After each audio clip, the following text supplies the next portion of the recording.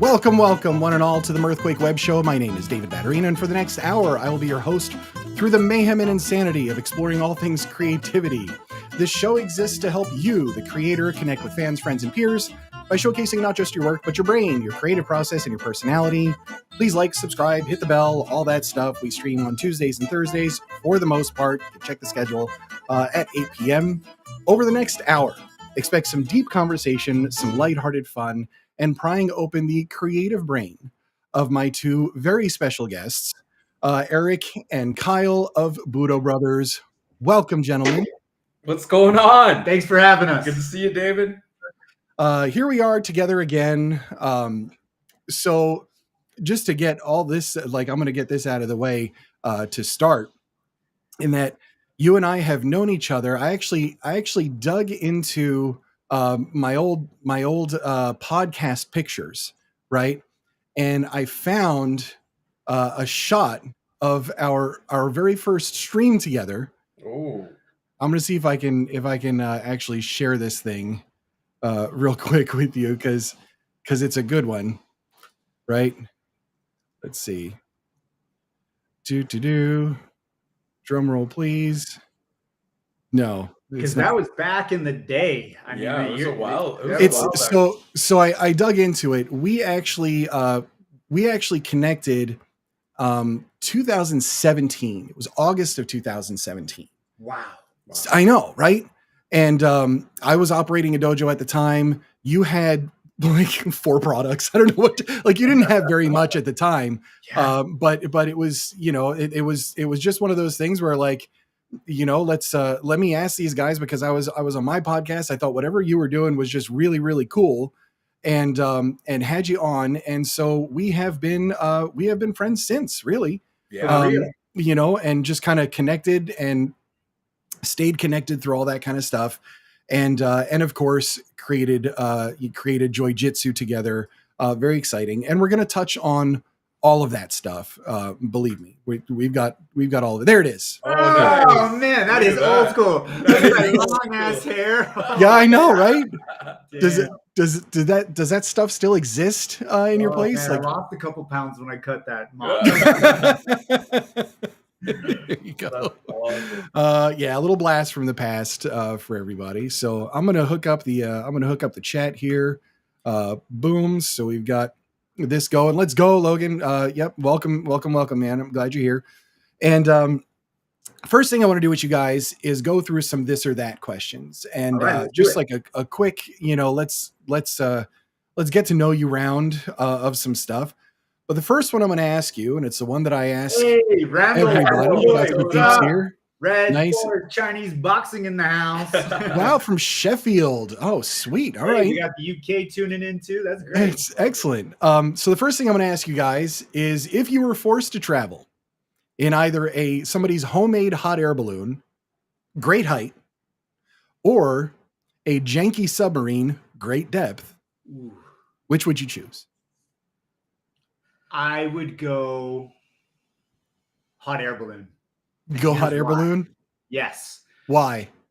Because if ahead of time, if I had, like, when your core gut starts speaking to you, right, and starts saying, you're about to go into a janky hot air balloon that your bro is running, you might pack a parachute just in case. Okay. All right. So I now this is being very generous in my intuition.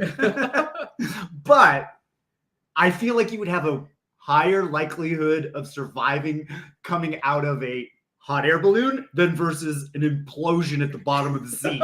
All right. No, and that is very valid. Yeah, that's very valid. If safety equipment was not included, would that change the calculation for you? Where's the hot air balloon flying over? Over something really hard. Oh. Okay. You know what? You're over Edmonton. Ooh, forget that. Okay. But what if I'm wearing a hood gi and I can start gliding, because the hood gi is actually, if you think about it, the hood gi actually is like one of those flying rat skin suits. You know what? I know. I already knew you were an engineer. Like now I really know. Just like this is you're just like coming up with everything. I'm like, I can survive this. You Like might the be whole egg drop surprised. thing, like where you never drop know. an egg from a building and like does it survive and all that. Kyle, what about you? Are you team hot air balloon or team janky submarine? I'm team hot air balloon because I saw Damn. Jaws. That movie is terrifying. Like even if I made it out of the submarine, Jaws is coming. Like he lives down there. He's gonna get All right. All right. But, No. a hot air balloon, at least you'd have some fun on the descent to your Yeah, death. yeah, okay. Like for a few seconds of terror. Sure. Yeah, with the submarine, you have an ascent of terror. Yeah. And the pressure. See, here she is. This is Jax in the other room. She's like, just pick the submarine and make him happy. Yeah. I am team submarine all the way. Here, I got to hear this. Why? Okay, and I'm gonna tell you why. Like you saw what happened with the Deepwater Horizon thing, right? Okay. Okay. It was over in 5 milliseconds, which is faster than your brain can comprehend. So it's But- nighttime. The alternative is just terror on the way down. Or gliding yourself to safety. Okay, like that's a good point. Yeah. You forgot You'd be that. like, I need a hoodie to glide myself to safety, but I misplaced the hoodie in the woods, and we'll get to that. By the way, we know where that's going. Yeah. All right, so obviously, we got a bunch of people joining and in here, and so. And hello, Dan. Thanks for making it. I know it was a struggle for you to get here tonight, but I hope you'll watch afterwards. But let me get through the rest of some of these quick this or that questions. Let's just get to know you real quick, right? Polka or death metal? Death Polka. metal. I love it. Beach or mountains? Beach all the way. I don't like Yeah. All right. Flying cars or an underwater city? Flying cars. underwater city. Oof. I like it. Let's go super strength or super genius. Super Strength. Gotta get super gotta be genius, cool. man. I'd solve. You're not agreeing on anything. Genius. Nerd. You guys are you guys are in the hot air balloon arguing with each other. Let's go with dwarves or elves. Aren't they the same thing? Not really. No. They're both kind of short. I'll take an elf. Take an elf. Hey, I'll Snow White and the Seven Dwarfs. Let's go. There you go. Pineapple pizza or no pizza at all. Pineapple pizza for the Budo win. Brothers love that. Come on, Oh, give me the Hawaiian. that is weird. That's what we order. Oh, Oh man. Pineapple Let's for the see. win. Let's go UFOs or Bigfoot. UFOs. Easy. UFOs. Yeah. All right.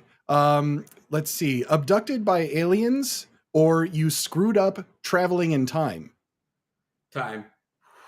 Screwed up. The aliens are gonna stick something up your butt. So True.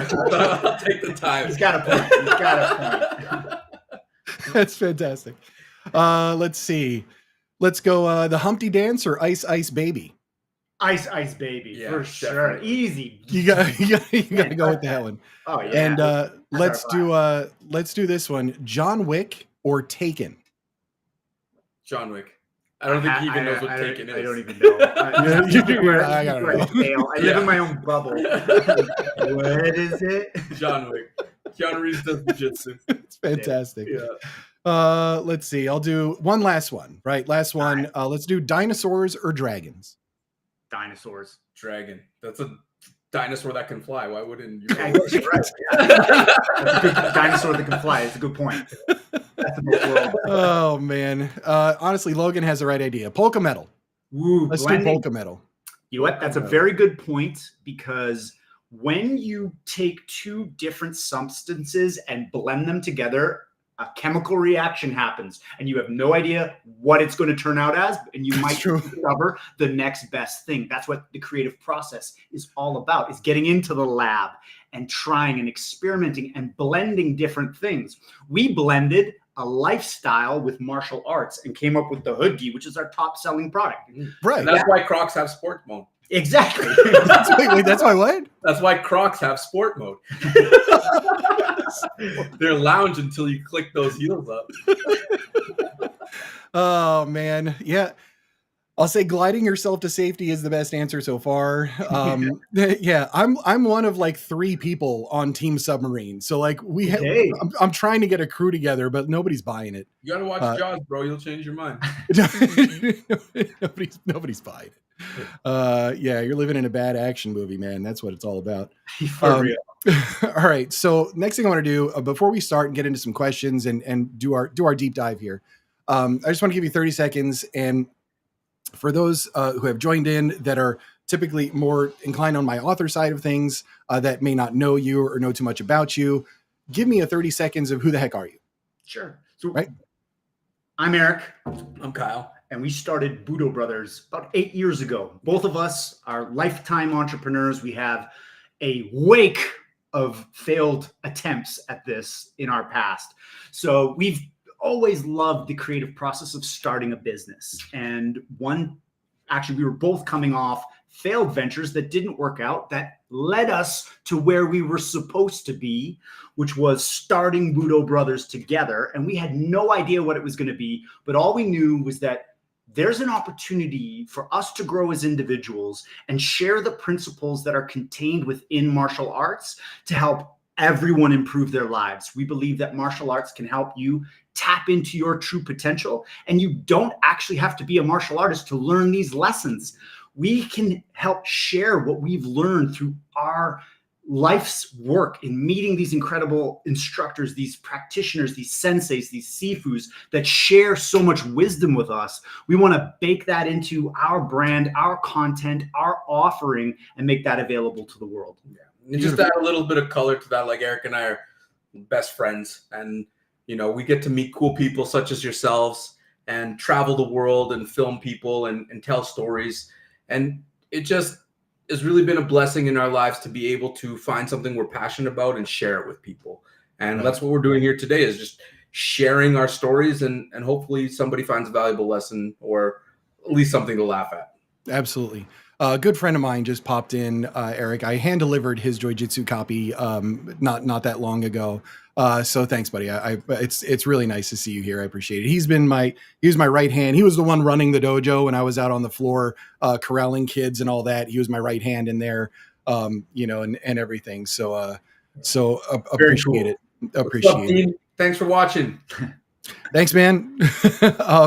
So let's start our dive into all things creativity.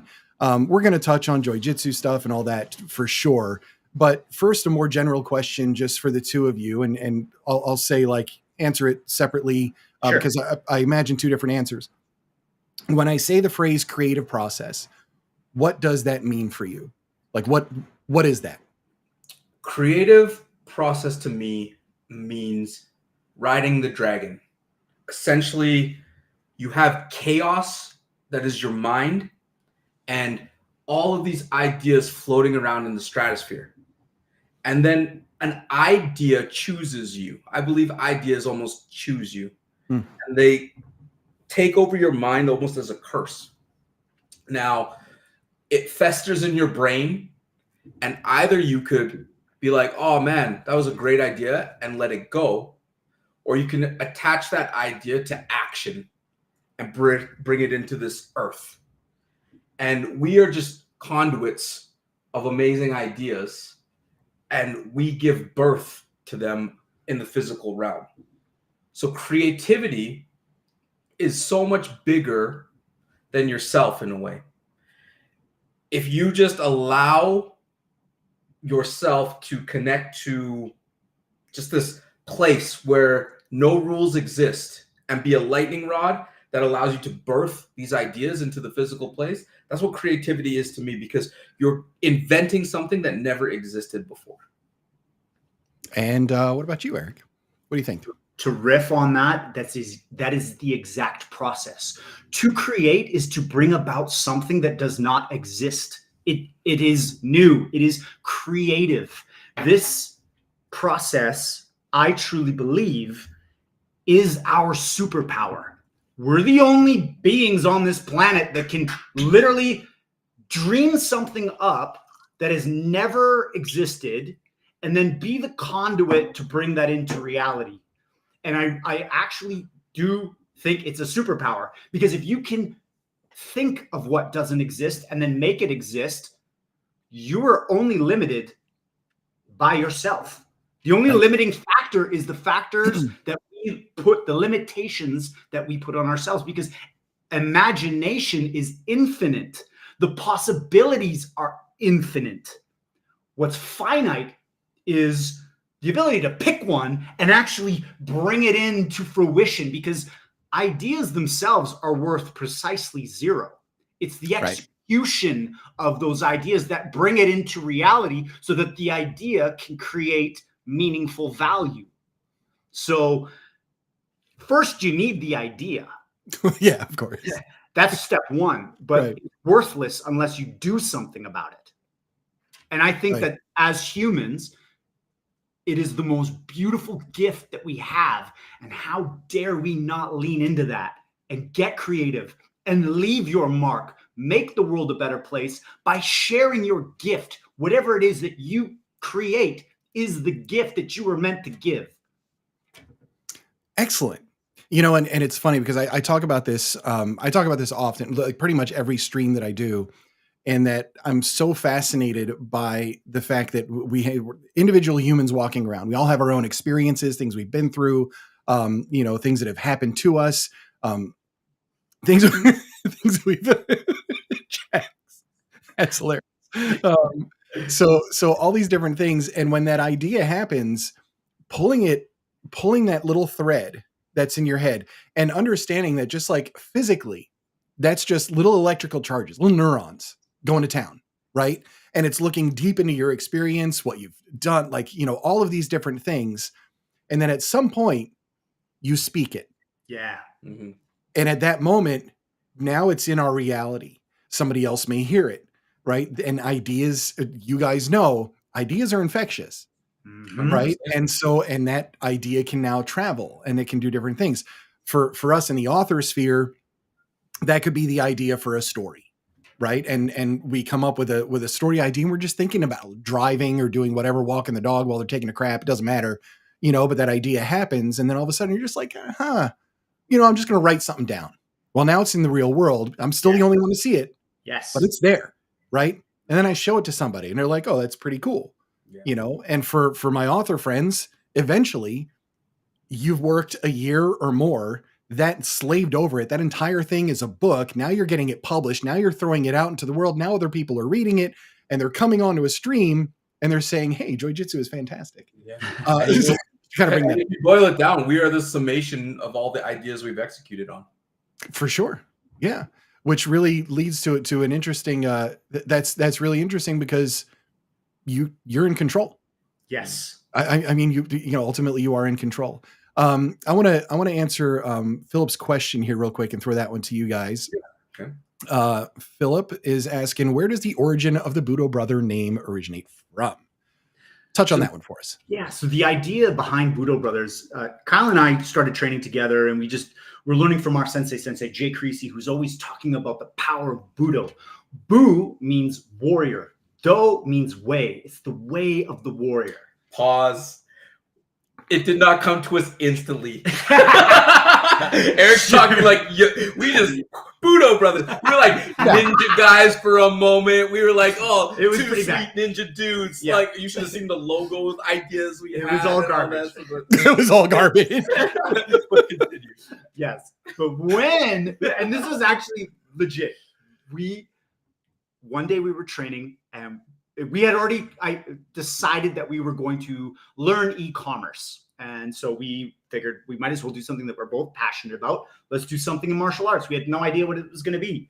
Right. And so we were mulling on different, and we hadn't decided on any names. But then it was just one day after class that Kyle came up to me, he was like, Budo Brothers. And I was like, oh shit, it's got a ring to it. Because Budo is a way of life. And we feel like that journey's infinite, and that's kind of how our logo sort of ended up. It's two lowercase b's connected in almost an infinity symbol. And that's how this whole journey started, was we want to make what we're learning available to everyone. Because how dare we hold on to it ourselves? So we better learn how to edit videos. We better learn how to use social media. We better learn how to build a website. We better learn how to design products. We better learn how to do photography. We better put our white belts on and figure it out. Right, for sure. And you know what? That's really interesting because it touches on the branding aspect of things too. Because I'm curious. I do want to poke you on some of these more business oriented questions, and how you, what was that? Oh man, I'm trying to think of the book. I think it was Start With Why. Was it Simon Sinek? Yeah. And one of the things that he mentioned in there was tying your identity, to it. And, it is that start with why. And it sounds like you guys nailed the why. And what you wanted from the first. It wasn't just let's create something cool, make a cool logo and sell it. But like you guys are what your logo is. You are what your customer service is. You are what your products are. Like all of these things, it's all you. Do you feel like that's that came naturally, or is that something that it's like, it really took some thought to make sure we're connecting all these pieces appropriately? Or do you just kind of like put it to the test and be like, this just doesn't seem like us?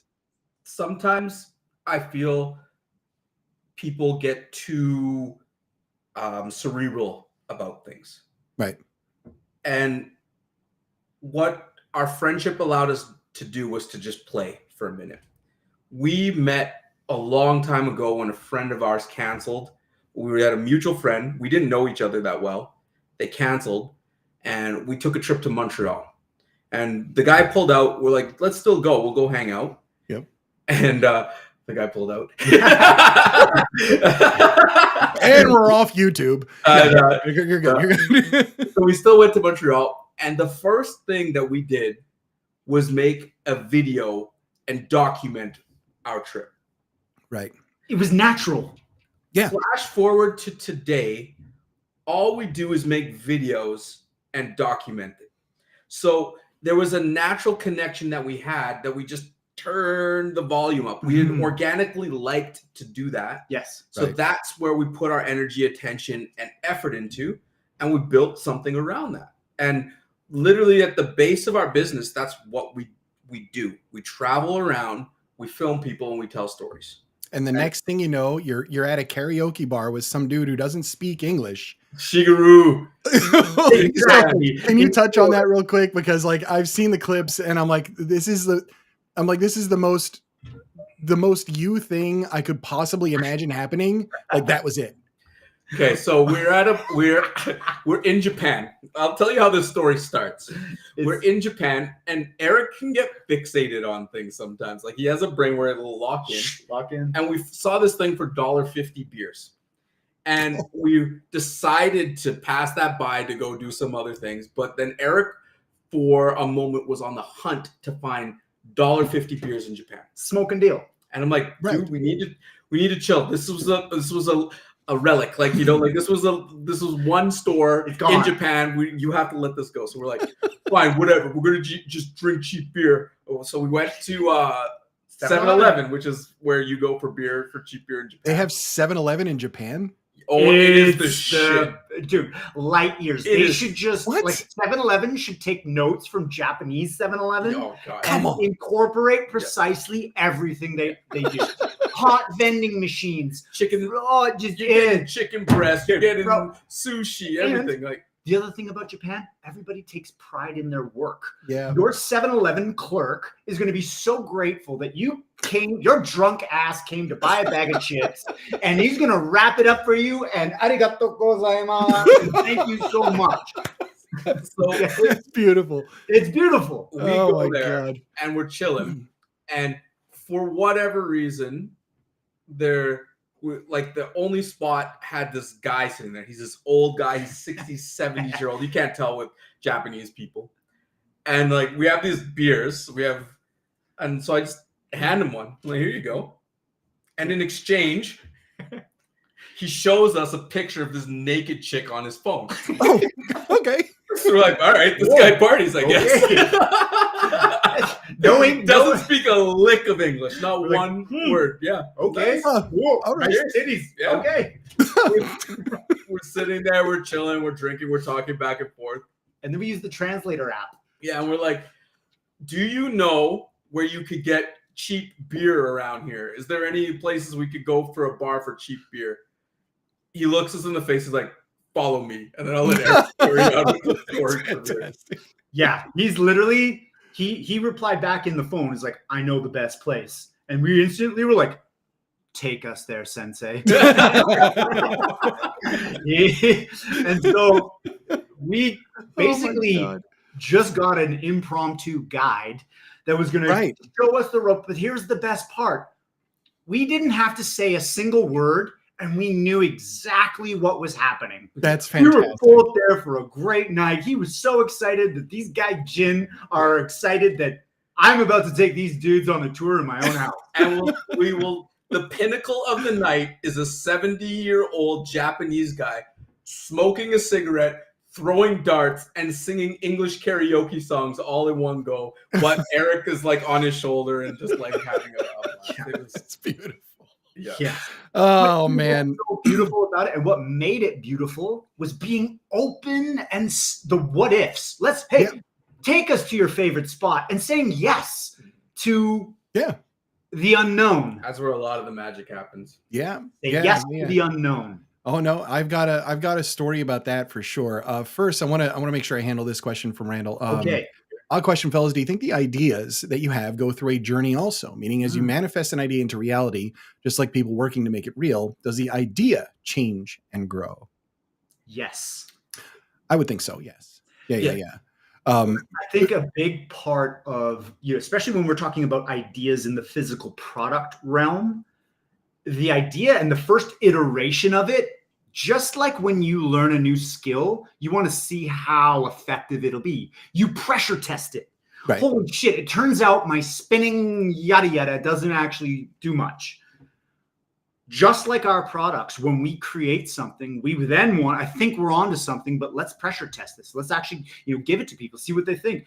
Try and break it. Like, is this going to last a lifetime? Right. And if it doesn't, then we need to go back to the lab to create something that will eventually be an heirloom. Our ethos is only the best is good enough. And if that's our guiding light, that only the best is good enough, you will not cut corners, and you will create longevity in your brand. We actually got that slogan from the inventor of Lego. Yes. No kidding. Yeah. The inventor of Lego. Oh, very cool. I watched the documentary on him, and when they said that Lego was started in the Depression, the Great Depression, he had a little woodworking shop and he made children's toys out of wood, all kinds of cool things. One of his best-selling products was a wooden architecture set. And during the tough times, they stuck to their guns, because on their woodworking shop, they had a sign that said, only the best is good enough. Nothing leaves this shop unless it's the best. So the architect set was the best. It was the best that it could be. It was the best on the market, because only the best is good enough. And that created an empire of what we now know as Lego. Right. Oh, absolutely. And just a little side note, that question was from Randall. Randall's been like a OG in our brand. Like, nice. We love Randall. He's a great dude. So thanks for the question, Randall. Yeah, well, and I appreciate you. I appreciate you being here for sure. Japan has 7-Eleven from the future. The US has Buc-ee's. Have you guys been to a Buc-ee's? Yes, I have. They're just those giant, with a bunch of beef jerky and stuff in them. Yeah, and kayaks and like it's pretty cool. They do. And like hunting. It's impressive. It is. They do put some crazy stuff in there for sure. Yeah, I went to one. Buc-ee's can't be touched. Somebody counted They said there's 240 gas pumps at your average Buc-ee's. But it literally summarizes Japan versus United States, or at least Japan versus Texas. Texas is like, we do it big out here. Yeah, for sure. Like, oh, for everything's sure. perfect and proceed. Like, you know, like. Let's see. We had a universal drunk guy language. Yep, for sure. Side quests are definitely the best quests. And solid way to make friends. Yeah, where's the cheap beer? And thanks for showing me that picture of that girl. So there's that. You're going to be showing off to the Bus Brothers. So let me ask you another just creative oriented question. Then I want to get into some of the creation process that we had certainly with Joy Jitsu and stuff like that. So is there a time of day for the two of you? I mean, I know the answer to this question, but just share with everybody a time of day where you feel you're at your most creative. Repeat it one more time. A time of day where you feel like you're at your most creative, where like you're allowed to just go into it. Like, what is there? Are you morning, evening? I know Erik's answer because we'll let him do that. But for me, it's all about setting moments in time. Okay. I need a string of hours in order to get into like a vibe or like into a zone. And so like my morning, I try to do a routine in order to like prepare me for that. Right. And then once I get that, I go into it. But it needs to be a collection of hours. What I really find kills creativity is like, okay, do this. Okay, then I got a meeting. I got to do this thing. And then all these different things where your brain has to jump into a whole bunch of different places. I get into creative flow when I have to think of one task and I'm like in my office just with that task in mind. And then I perform, you know? Right. For me, I have precisely 3 modes. Okay. So either exactly nothing is getting done, no matter what, like it's just there's nothing happening, or 4 hours of pure solid work is going to happen at a very random time, and that might be 3 a.m. Okay. Now the final mode is 40 hours in a week get done in one day because the strike of lightning hits and I become unstoppable. I don't bank on regularly. And I actually had my Instagram feed has self-diagnosed me as having ADHD. So I'm learning all about this. But I'm like, that's legit. It's so true. Yeah. For sure. But I really feel like when the bolt of lightning strikes, I don't care. I will clear the calendar because it doesn't happen every time. You can't bottle it. When you get the strike of inspiration where you're just zoom in the zone, you're just locked in. Flow is happening. You're directly connected to where just words right off the page. Ideas you can't even sketch them fast enough. Whatever you're doing, clear your calendar because that now is the time. And it's most often some of the most inopportune times when it happens. Yeah, for sure. That's exactly it. It's the zoomies for humans. Right. Yeah. You leverage it. You just described. Down. That is exactly, for sure. And I mean, like, I know this, so I've had the good fortune of being there with you for a couple times in Canada when we've been working on Joy Jitsu and all this stuff. And man, that 2-hour time difference is brutal for me. When you guys are like singing and music's going and you're like, we're getting work done. It's like 1 o'clock. I'm like, guys, it's like 3 for me. Plus, when we get into the night, we're just getting going. Yeah. And like, but on the flip side, I'm up at 5 a.m. there. Yes. And I'm like, I'm ready to go. Like I can make some stuff. I can do some, I'm good. And you're like, you just packed it in. We have a company policy. We do not start anything before 10 a.m. Hey, I can't help it. It's in the corporate documents. Nothing important happens before 10 a.m. If you get us before 10 a.m., you did not get the best of. We make the rules here. Yeah, for sure. So you had touched on just a couple of questions ago that the best adventures, the best creative things are when you just say yes to something that's unknown, right? And this is something that I often, when people ask me about Joy Jitsu, this is usually the first thing that I touch on. Okay, so yeah, I just had a little clip. Can you still hear me? You can still hear me. Yeah, you're good. So there's something really interesting is that when you approached me and you were like, we want to do this, we want to do Joy Jitsu and so on and so forth.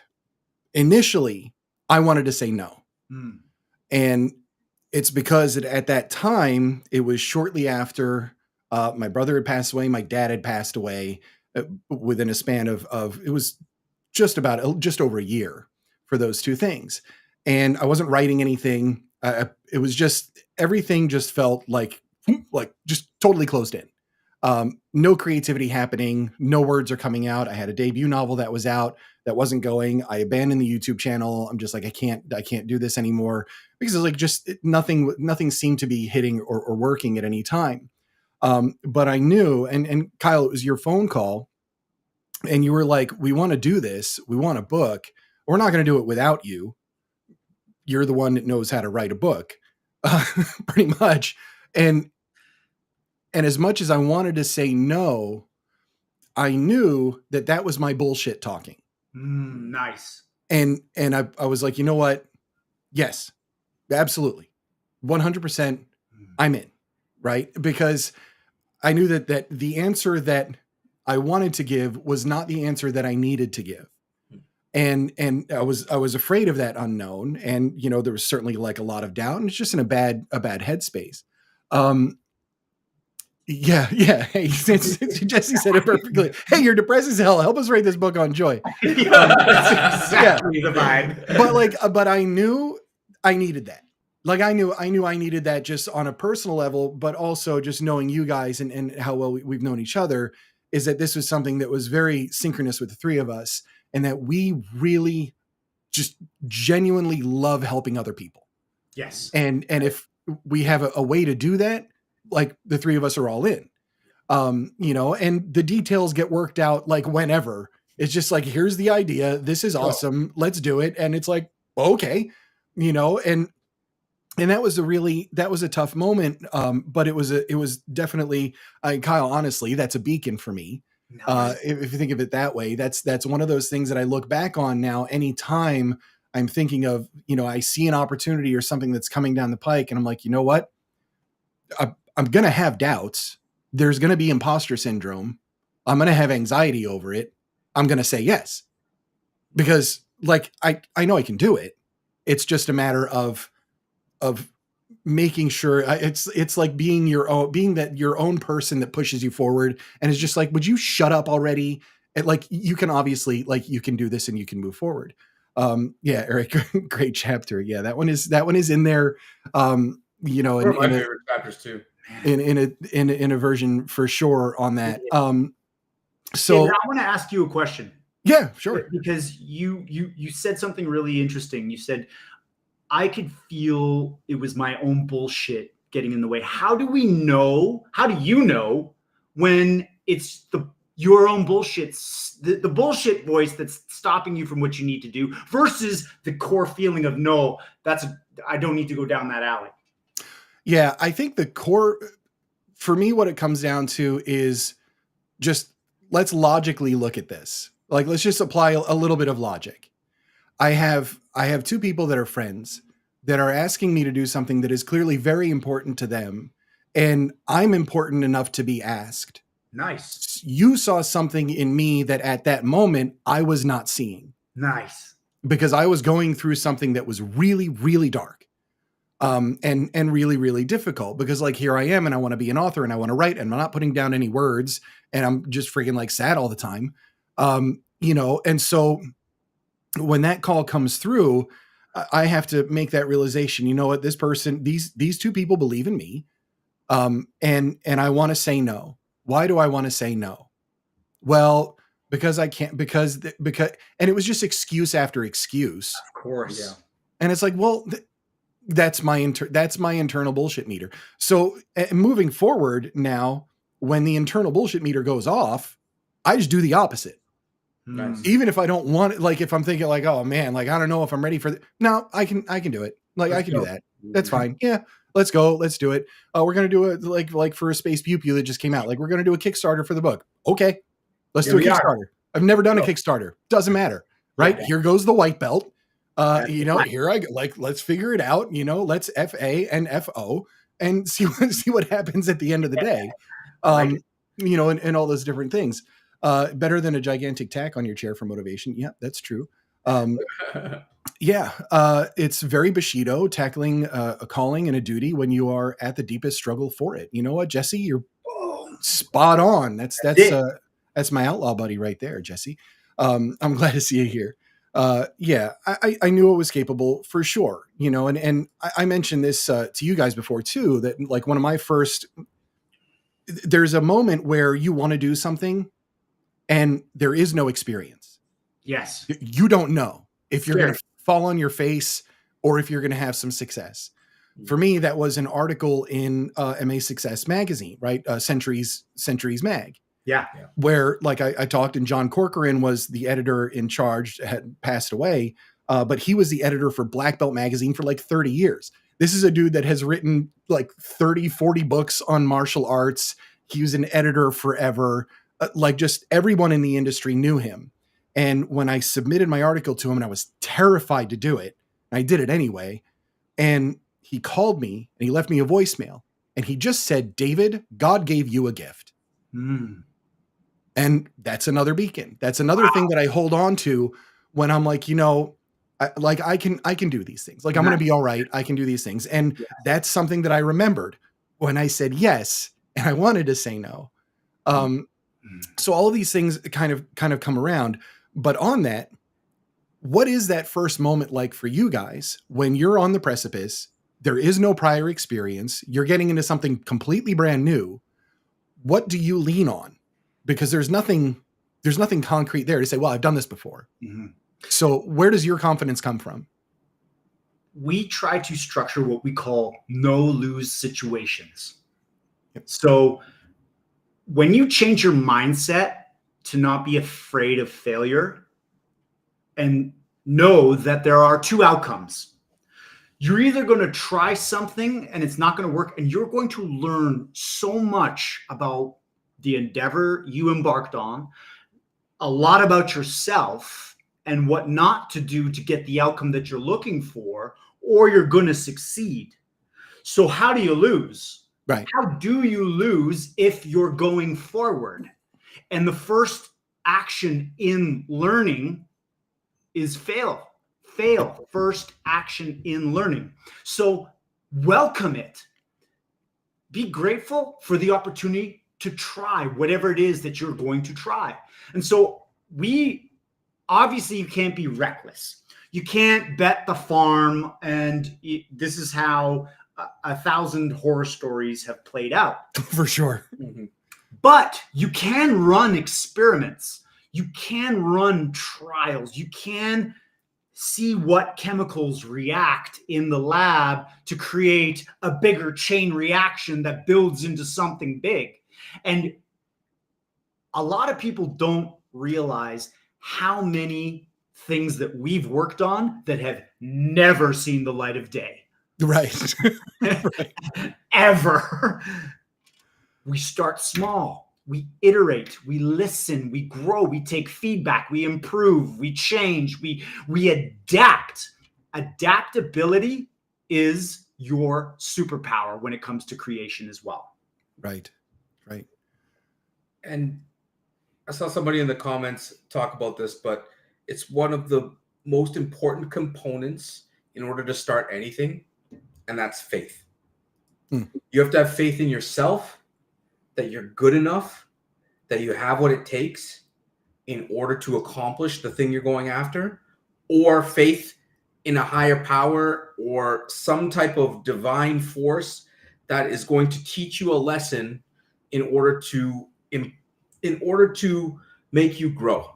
We're here for two major reasons, and like that's to grow and to love. Like, it's all about that. And if you can just get out of your own way and have faith in yourself, like the actions I take are coming from a place of like what I truly believe in, And that's enough. Right. And it allows you to take jumps like flying to Calgary to go hang out in the mountains with two psychopathic humans. Right? It allows you, because like I have faith that this is going to work out. I can't understand it. It's not going to make sense. It doesn't make sense to me. Like, why is this a good idea? But I have faith in my decision, and I have faith that there's a higher force pulling me towards this. Right. Right.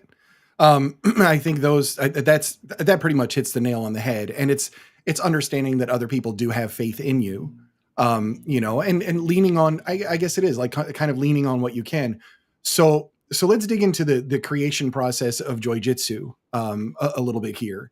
And, you know, maybe I can, this is a good time to throw up, the trailer. Logan, I didn't realize I'd be getting a lesson in self-confidence in this episode. Look, man, we all need it from time to time. Even if you don't need it right now, you may need it at some point, or somebody else may need it as well. Also, you learn how to fight, get your ass kicked and kick your own ass till you get it right. Bam. See, not wrong. That's the path. Right. The first step is getting on the mats, willingly putting yourself in an adverse situation. You know it's going to suck, but you show up anyway. Right. And you know, it's funny, that whole story that I tell about wanting to say no, that is in the book. That's being comfortable in uncomfortable situations. You know, and it was something that I had done too with doing like Spartan races. Like, what the hell am I doing running up and down a ski mountain, like in the middle of Vermont, you know, for like 14 miles, breaking a bone in the process and like all that. Well, I wanted to know that I could do it and get to a finish line. Like, that was it, you know, because then that's something that again, you can lean on afterwards. But I'm going to see if I can throw up the trailer for Joy Jitsu, just our little 1 minute thing. Sure. And I want to dig into how that started and just our process going in there. And then connecting with you on that. And then just some of the creations, because there's some really funny stories in there, just all the way along the way. So let me see if I can, I got to see if I can find this thing on here somewhere. In the meantime, go about your own. What's so cool is that we actually, if you actually think about it, we wrote Joy Jitsu in a weekend. Content, for real, we came up with the guts of what you then went into the lab to create. We together put together the slab of clay that was going to be refined into the final version. Right. In a weekend. Yeah. I was there for what, 4 days? I think 4 or 5 days, something like that. All right. So let me throw the trailer on here. It's less than a minute long. Let's enjoy this for a moment. There are definitely some stories about this trailer. This involves a great potential for bodily harm, and cardio and all the different things. So here we go.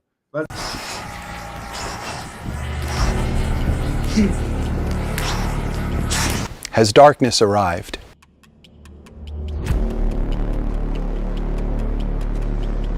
Has happiness given way to the crushing weight of sadness and desperation? Like so many others, have you lost your way amongst the shadows?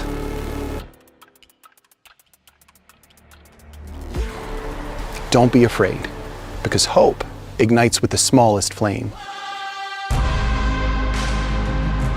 When we nurture our inner fire, it allows us to light the way. We walk the path of perseverance and purpose to rediscover what was within us all along. A joyful life. It's time to break free from the darkness and shine bright. You are not alone. Walk with us.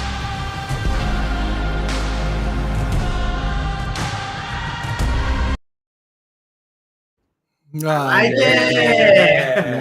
feel like we need just some applause. Mostly because I burnt the shit out of my finger on that freaking match light, but that was such a good shot. Yeah. Hold it a little longer. Hold it a little longer. We need do it again. Do it again. We went through like a whole book of matches. I'm like, God damn it. I had a hole in my finger. So let's talk a little bit about this and just where where did it come from just initially? Like when you're before Kyle, before you called me and you're like, we want to write a book and it's called Joy Jitsu. Like what happened before then?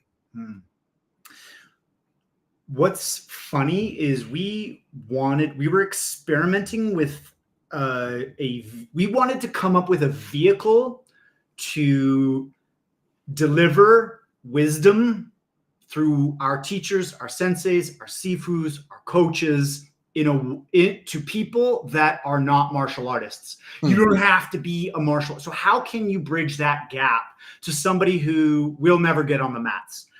Can they get the beautiful lessons that are contained in these ancient cultures and these systems that have been passed down from generation to generation, the scrolls that have the ancient wisdom on them? Can we have a vehicle to make that available to the masses?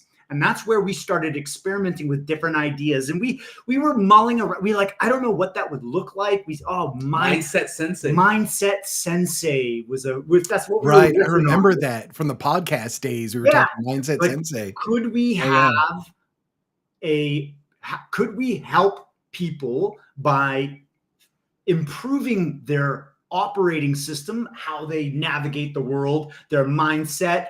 And all a sensei is a teacher, one that has gone before, somebody that has they got some fights, they know some things, they have wisdom, they have gone down the path that is less traveled.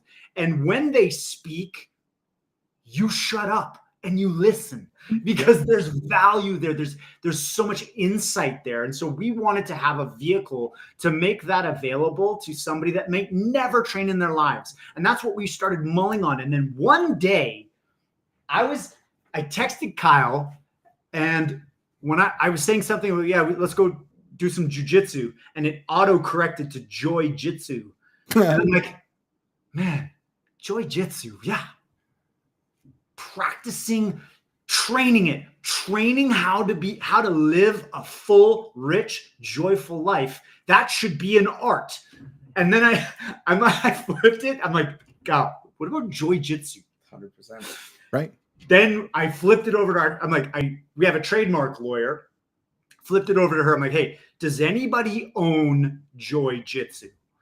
She did a quick search, comes back, nothing. We had no idea what it was going to be, but right then and there, buy it. Get the trademark to Joy Jitsu. And then that's when we started to, if we can get the trademark to Joy Jitsu, what is Joy Jitsu? Right. And that's what started to create it. And then one thing that we really wanted to do was to figure out what is our imprint, our impact we want to leave behind. Right. What is it that we want to leave behind? We go share the stories of so many people. We don't want to start our own martial art. Budo Brothers is a company where, we're inspired by martial arts, but what is it that we want to leave behind?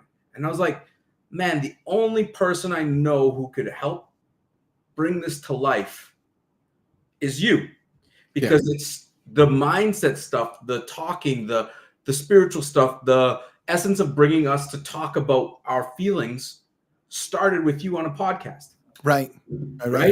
So the only way that this could escalate is to go back to our first earnest intention. And that was collaborating with you in order to provide value to people, in order to inspire them in some way.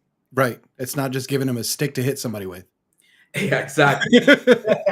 And Joy Jitsu is natural for Erik and I because we were very blessed. We're very blessed in two ways. The first way is we right now get to live a life where we're best friends and we get to go inspire the world through our creation.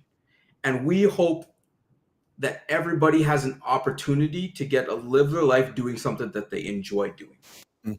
We could be a beacon in order to show people that's possible. That's a powerful thing for us. Right.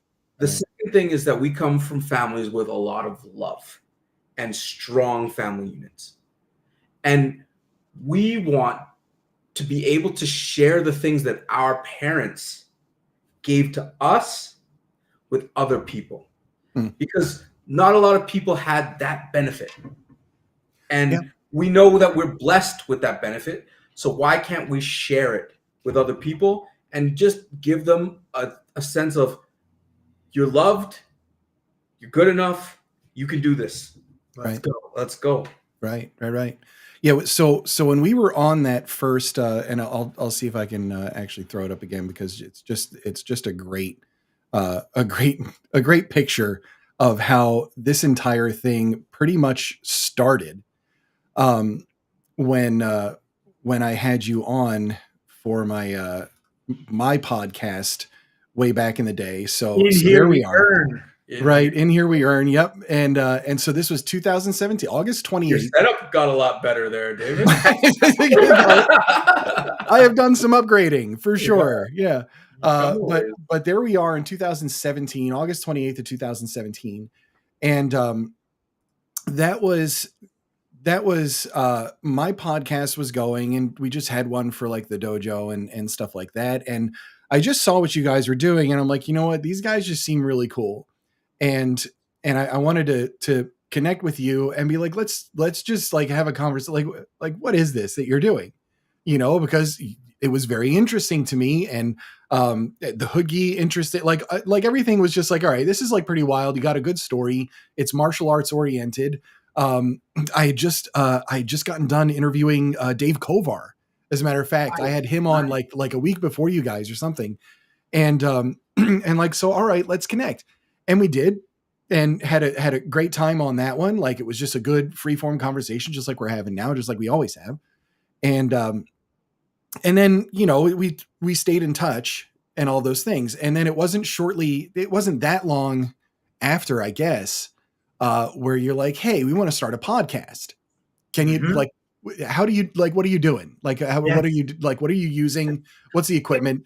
And I sent you a big list of equipment and whatnot, some of which you still have, for sure. Like the little mixer board and the whole thing. Yeah. And so it's like, all right, here's the podcast and here's how you do it. And then you're like, well, do you want to, like, can you host? Like, can we do it together?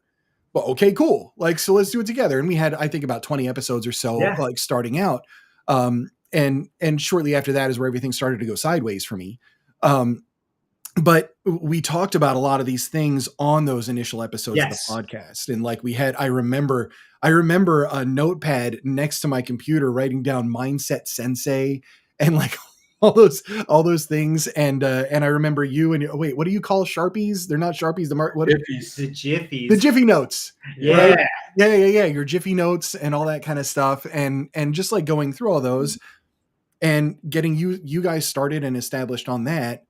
And then eventually it's just, you know, some time goes by, connect from time to time. And then here you're having this autocorrect moment of a Joy Jitsu. Yeah. And you're like, let's talk to this dude. Right. And then the next thing you know, we're hanging out in the shadow of the Canadian Rockies trying to figure out, what do we do? Yes. So that was a difficult process from the start, because we were trying to maintain it in two time zones away, essentially, and trying to get this done until you were just like, we got to be in the same room. We have to. Yeah. And so then up there, that was a great weekend. It was one of the great weekends ever. We had all the good food. We had all kinds of fun. You know, without getting into too many details, just, it was a great time. It was a great time all the way around. Introduced you guys to new music. Now you like Fiona Apple as much as I do. Dude. I know, right? Yeah, so good. But what was so beautiful is that we created the environment where the bolt of lightning is likely to strike. Yes. We were flying the kite with the metal string, be like, come on, bro, hit us. Hit us. Gotta happen. And we got struck. And yes, that's important when somebody is trying to embark on a new creative endeavor, that if you're struggling, go create the environment where lightning is likely to strike. So if you need to go to the mountains, if you need to get out of Dodge, if you got to go to a beach, if you got to go to the wilderness, somewhere where you can just shut the world off, because we didn't have internet out there. Nobody could phone us. Nobody knew what was going on. It was a complete seclusion of Right. all of our minds brought into the same venue to converge and start to just riff on these ideas that is the creation of Joy Jitsu. Yeah. It was, man, we had some good food that weekend. Oh man. Yeah, well, I still remember just like steak roasting over a fire outside. I was like, oh my gosh. Cool. I just wanted to like eat it, like that. Yeah, that was fantastic. And sure enough, like that was a lot of our process was basically like, again, was creating the condition for that bolt, right? Yes. Was setting up that mic. I mean, I think that's the microphone, right? The Yeti. Is that the one we just like snagged? Yeah. Right. And it's like, let's sit down and let's talk through every chapter. Yes. Yeah. Right. And like I had it outlined for the most part. And we're like, we're talking about gratitude today. So let's do all the gratitude things and record and go back, look at it and figure out what fits and what doesn't fit and all those kinds of things to end up putting it all to the secret cabal of happy, punchy, kicky people. Yeah. I mean, it's not wrong. So yeah. And then putting it together in that way ended up being the exact thing that it needed. Yes. Really. And again, that's something really important because I hear this frequently from people that I interview where they're like, if you have like writer's block or if you're struggling getting the words down, you're struggling creating, one of the things to do, get up, go for a walk, 5 minutes, do something, change your environment, go somewhere else, just change something, move the computer, like, or whatever, just to wake yourself up and be like, all right, yeah, I'm on this now. You know, to talk about how you write fiction books and all of a sudden you dived into a self-help book. Like, what a spin. Okay. But to be fair though, you guys were very, from the very beginning, you were very clear that you wanted that to be my story too. Yes. And for me, it was like, all right, I tend to write visually and I like telling stories. So that's when we came up with this whole thing of like, you know what, we have this whole metaphorical sort of lost in the woods thing and let's hammer on that. And each step of being like, you start out, you're alone, it's cold, it's dark, it's rainy, you got nothing. And that is where a lot of people find themselves today, even where they just feel like the walls have closed in and there's just no outlet, and all right, now we just like in the trailer, you strike that match. Yes. Now you at least have a little bit of light, right? Now let's start a little fire, right? And just growing from it from there. And honestly, I just think all of that really did work out beautifully. So then we had all of that down, and then came time for the audiobook. So what was the genesis of the idea of like how we wanted to put that together? That you could just kind of explain for people. You have to be the voice of your own book. There is nothing worse than having Penguin Random House, some English dickhead. Like, come on, man. Bro, I want to hear your voice. I don't want to hear some asshole who's not going to deliver the energy. Yes. Yes. Like you have to be able to verbalize your words in the energy that you intended for the reader to receive. There's nothing better than having your own voice. And you might not like your voice, but guess what? It's your energy that went into the creation. It should be your energy that is delivered, whatever that might be. And it's going to be more authentic than somebody to pretend that they're blah, blah, blah, blah, blah, and I guarantee you'll listen to it, be like, no, that's not the vibe I went for on that sentence. You gotta be yourself. And that is so much more valuable. Authenticity is the key. Yeah. It's the key. And the thing is that we only consume books through audio. Erik really? And I only listen to audiobooks. We don't read. No. And our audiobook, if you're thinking about it, I thoroughly enjoy our audiobook because one, I'm biased because I love listening to things, but I loved the audiobook. So good. It's well done. And it's on Audible. And like, bro, you can listen to it while you're taking a shit. I have had Man, I'm feeling gratitude right now. for real though, I've had people like, yo, what professional narrator did you hire for your audiobook? Yeah. Like, you're David silky Batterina smooth. Dude, that's a career for you. Easy. Bro, I know, right? Ladies and chocolate. authors out there, if you need somebody to read your audiobook, hire David Batterina. He is highly recommended. Yes. See, there you go. We're already inspiring Jesse. Canceling my appointment. I don't need no stinking narrator. No, He's just gonna be there like there's definitely something to be said for it. And I think that in terms of like what we created there, some of the stories and the things that we talked about were so very personal. Yeah. It really, like, I can't imagine that being read by somebody. Like, that's not, there would be such a disconnect from what it was and what it turned into. But I need an ebook. I mean, that's okay. Hey, we got that too. Yeah, we got that too. We got you covered. Yeah. They're all on there. Yeah. So then we end up in Canada again together. I mean, you're always there. But you flew me up and we were in a shag carpeted little poker saloon in the basement of what was being turned into perhaps an Airbnb type of thing, and 1970 questionable plumbing. Had a sauna.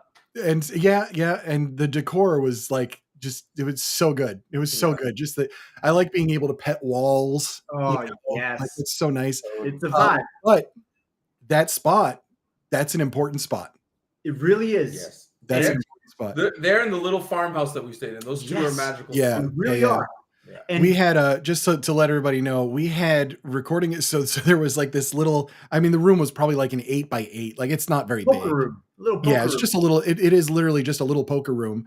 And there was a little bar there that we set up like laptop on. And then you had like the whole camera rig, like ready to go. Cause we're creating content.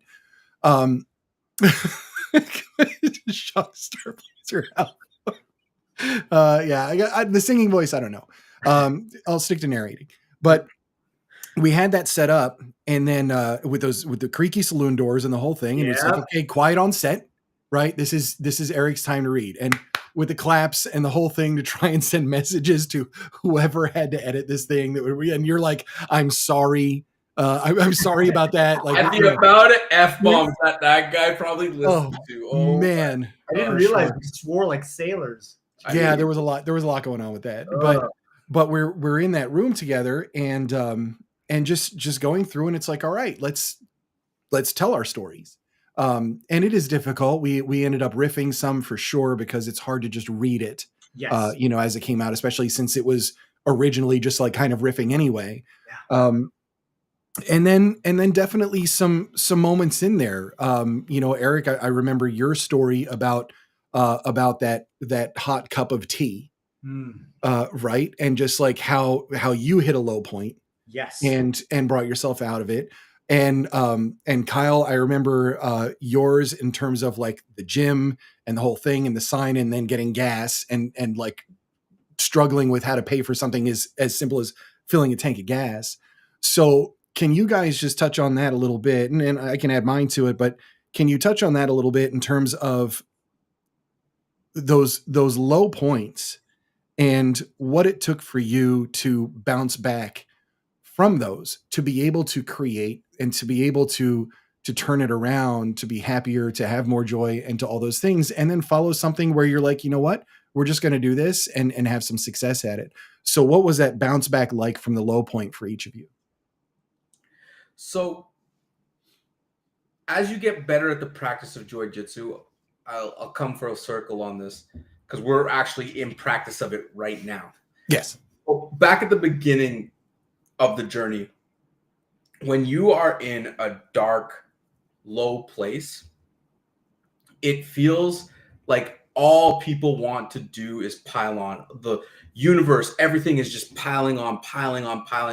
What now? What's going to happen now? When it rains, it pours. I got bad news.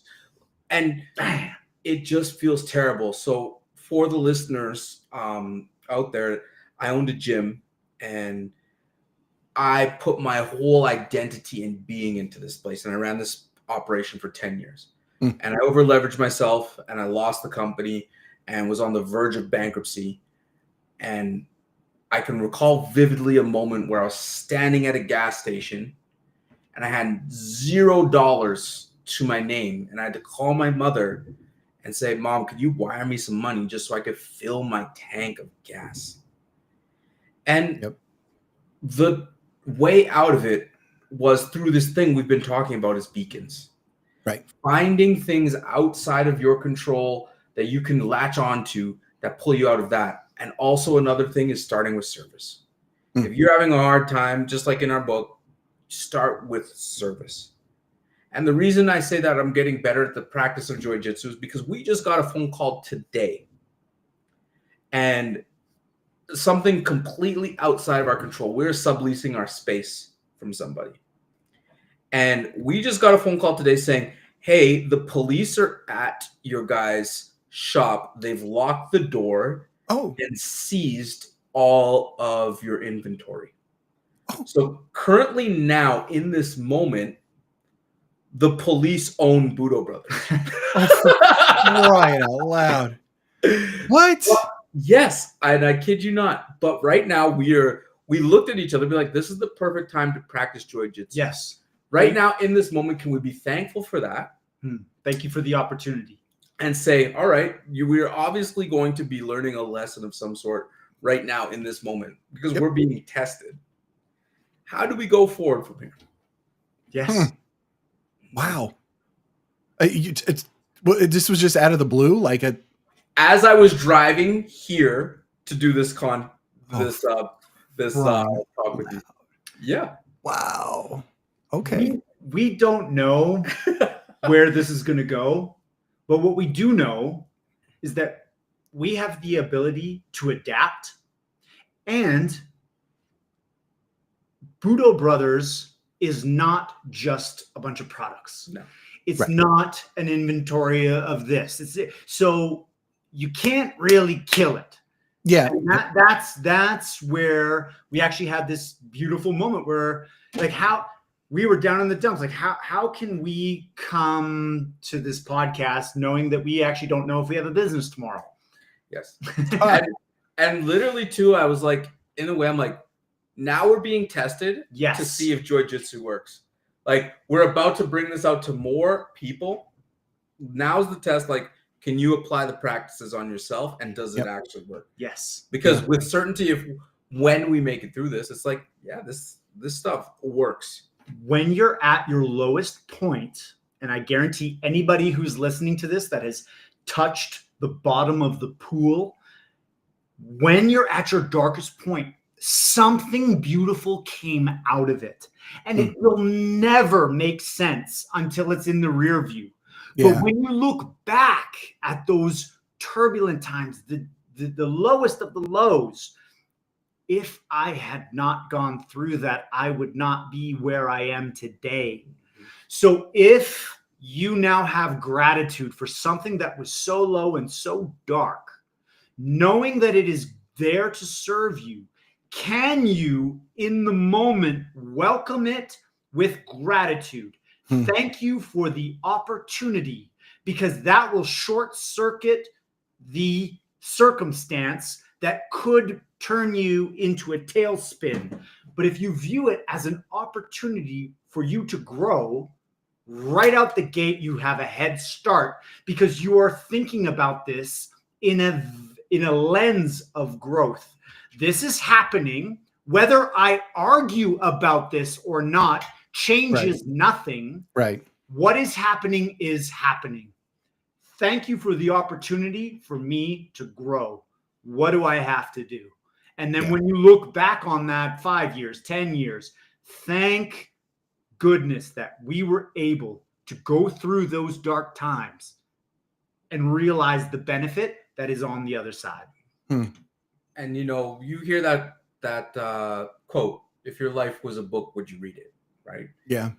But we like to view life, and we've talked about this, as a symphony.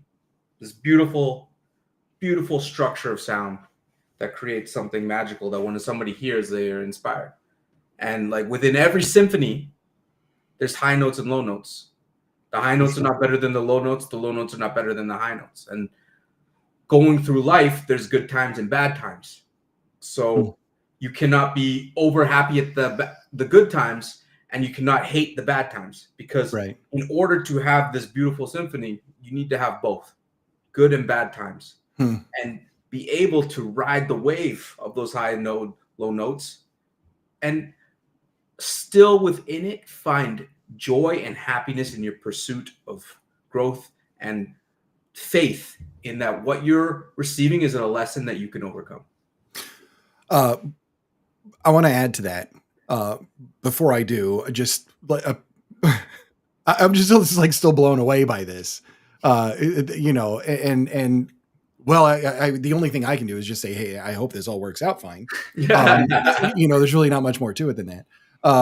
But, you know, certainly keep me abridged of what's going on. So we had a moment there during the audiobook recording, and it was for that chapter of having gratitude for the things that you don't want. Yes. And, you know, I think if anybody, you know, if anybody's listening and they haven't picked up a copy and they want to pick up a copy, but you're right in that the audiobook is like, it's S tier stuff. But I was there, and, you know, I've told this to a couple people, that the three of us kind of knew that day and that reading was coming, you know, for that chapter where I detailed what happened when my brother passed away, and then what happened when my dad passed away, and included a couple pictures in the book as well. And that was a real struggle to get out in an audiobook. Yeah. But the most important thing for me at the time was focusing on, okay, it literally is living Joy Jitsu, right? It's focusing on, okay, I need to deliver this.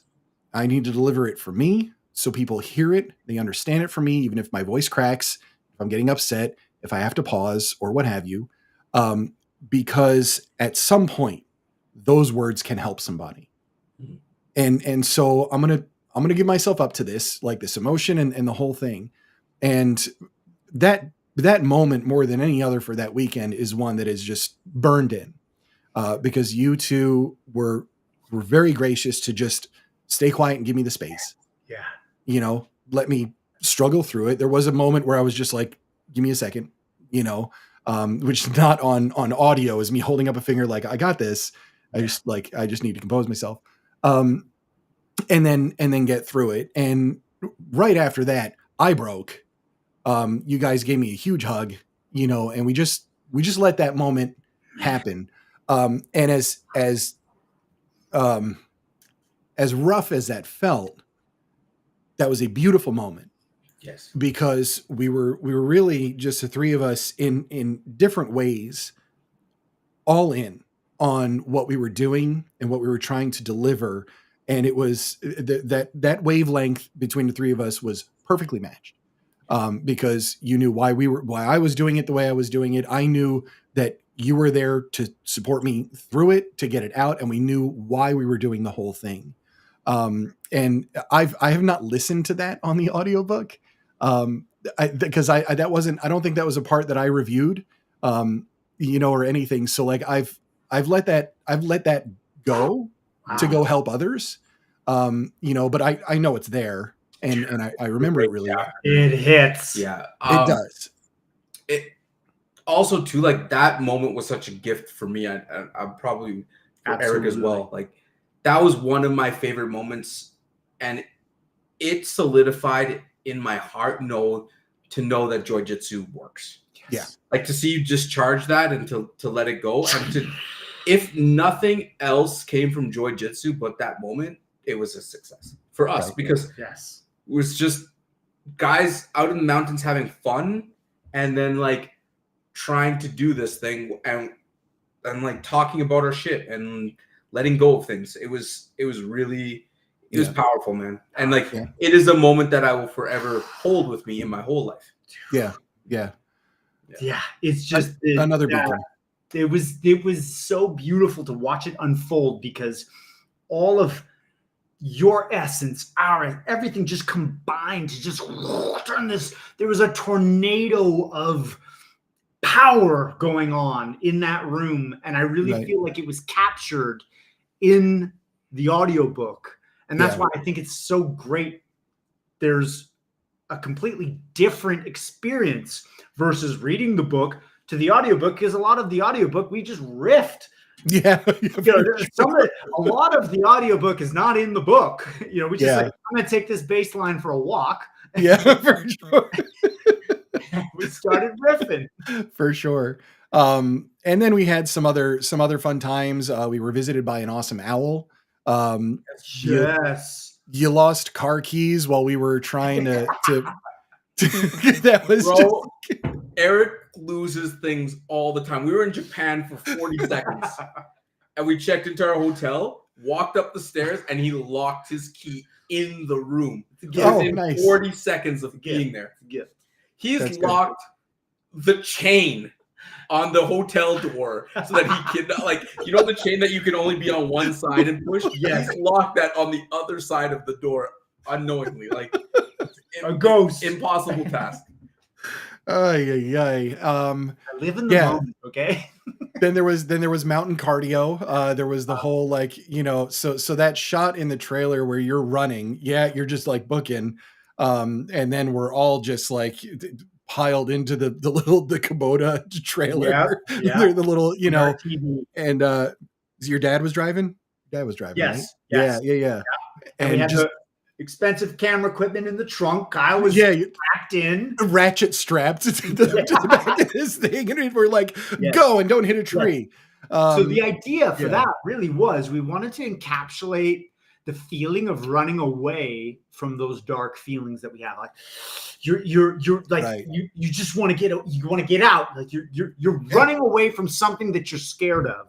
For sure. How do you face that? And it's such Budo Brothers fashion to do a trailer. Like, I'm sure, like, how often do you get to like do trailers for your books right now? It's like, it's just a fun thing to do. I tell authors all the time, because like, this is a thing. And you know what? I think this is something that's really infected a lot of creators, because we get so busy chasing an algorithm and just like, I need more likes and I need more follows and all these kinds of things. And for authors, like they drive me crazy. Authors, you piss me off all the time. And I'm going to tell you why. It's because you pour yourself into a book and then you go on to Twitter, you mark it down to 99 cents because you think people are going to buy it if it's $1. And then you just post and beg people to buy the damn book. But you're not going on a podcast. You're like, I don't like the way I look. I don't like the way I sound. You're not doing any kind of video. You're not doing any kind of audio. You're not doing anything except for shouting at people that don't know you to buy the book. Right. The reason this show exists is because of Joy Jitsu, because I'm starting with service. I want to be of service to my dumbass author friends who have a book and just want to beg people to buy it for 99 cents. And then they just end up, there's nothing. You've worked for 2 years on this thing. You poured everything into it. And you're just like praying the one person reviews it well. It's maddening. And I feel like people need to take the step, whether it doesn't even have to be an author thing. Yeah, exactly. Yeah. Stupid authors. But seriously though. And like just jumping into the author world. No idea. It's ludicrous. It's ludicrous over here. Like, you know what I mean? It is a wild ride controlled by this mega power called Amazon, who's like, here's table scraps, peasant.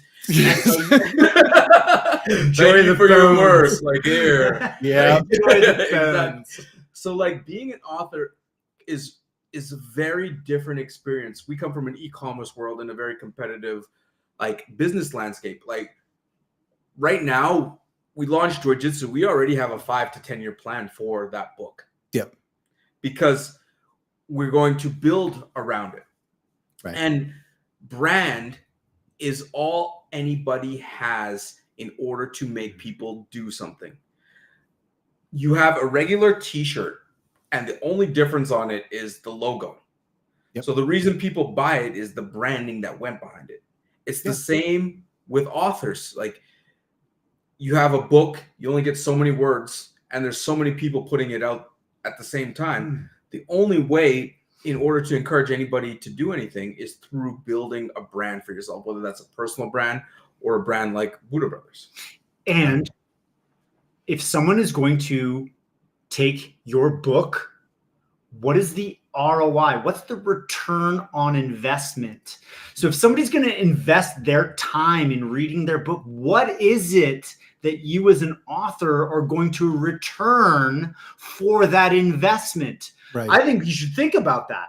What am I going to, as the author, return as the investment for the time in them wanting to read my book? Because everybody's after GTA, Grand Theft of Attention. That's right. Grand Theft Attention for sure. Authors do not want to run a business. Yeah. I mean, whether authors want to or not, you've got to understand that you have to approach it that way. There's nothing wrong with being an author, being that person that's like, I just want to write a book. It's a cool story. I'm going to throw it on there. I don't even care what happens to it. I'm a published author. I wrote a story. Some people liked it. Great. But those that are like, they want this for a career, being afraid or unwilling to seize an opportunity to get themselves out there, to grow, to learn something. It's like, for crying out loud, you need to get out the house. And also, like, the reason I do this is so people get to know who my guest is, like, get to know you as a person. We had this conversation before the stream started where, you know, I said, like, I'm more likely to buy somebody's book if I know them. And I'm like, that's a cool person. I want their book. Right. But I can't do that if the only thing you're doing is yammering on about your dwarf magic user, you know, in a cave and what he does and how the magic works. Like, I don't care. Like, I really, like, I don't care at all. But if you're a cool person, I know you wrote a cool book. I want your book. Nice. You know, and this show exists because I want to be in service to those authors that are such a pain in the ass that don't want to get themselves out there. Like, I would like to drag you on a stream and let's get to know you. Like, who are you? You know, and I know if you're on team hot air balloon or janky submarine, I'm already judging you, you know? So there's that. Go ahead. And I'm assuming a lot of authors, I just read a comment, do not want to start a business, right? Because of all the connotation about I'm going to be doing books and this and this, but you have to think of a business as the delivery system of your value, right? We create products, we create art, we create. If you're a creator, you're making things. Yep. The business is just the delivery system of those creations. And the only way to get your work out to there is either somebody controlling the delivery system, Amazon, or you control the delivery system by creating your own vehicle in order to go to your customer, a direct to consumer style business. And this is disrupting industries because direct to consumer businesses are changing comics, changing everything, because people can now get close to their customers and figure out what they want and talk to them and do drops and do these amazing things and build communities. So, you know, this is really interesting because something just came across my Twitter thing earlier today. And it was related to these gatekeepers, right? Because that's what it is. It's gatekeeping.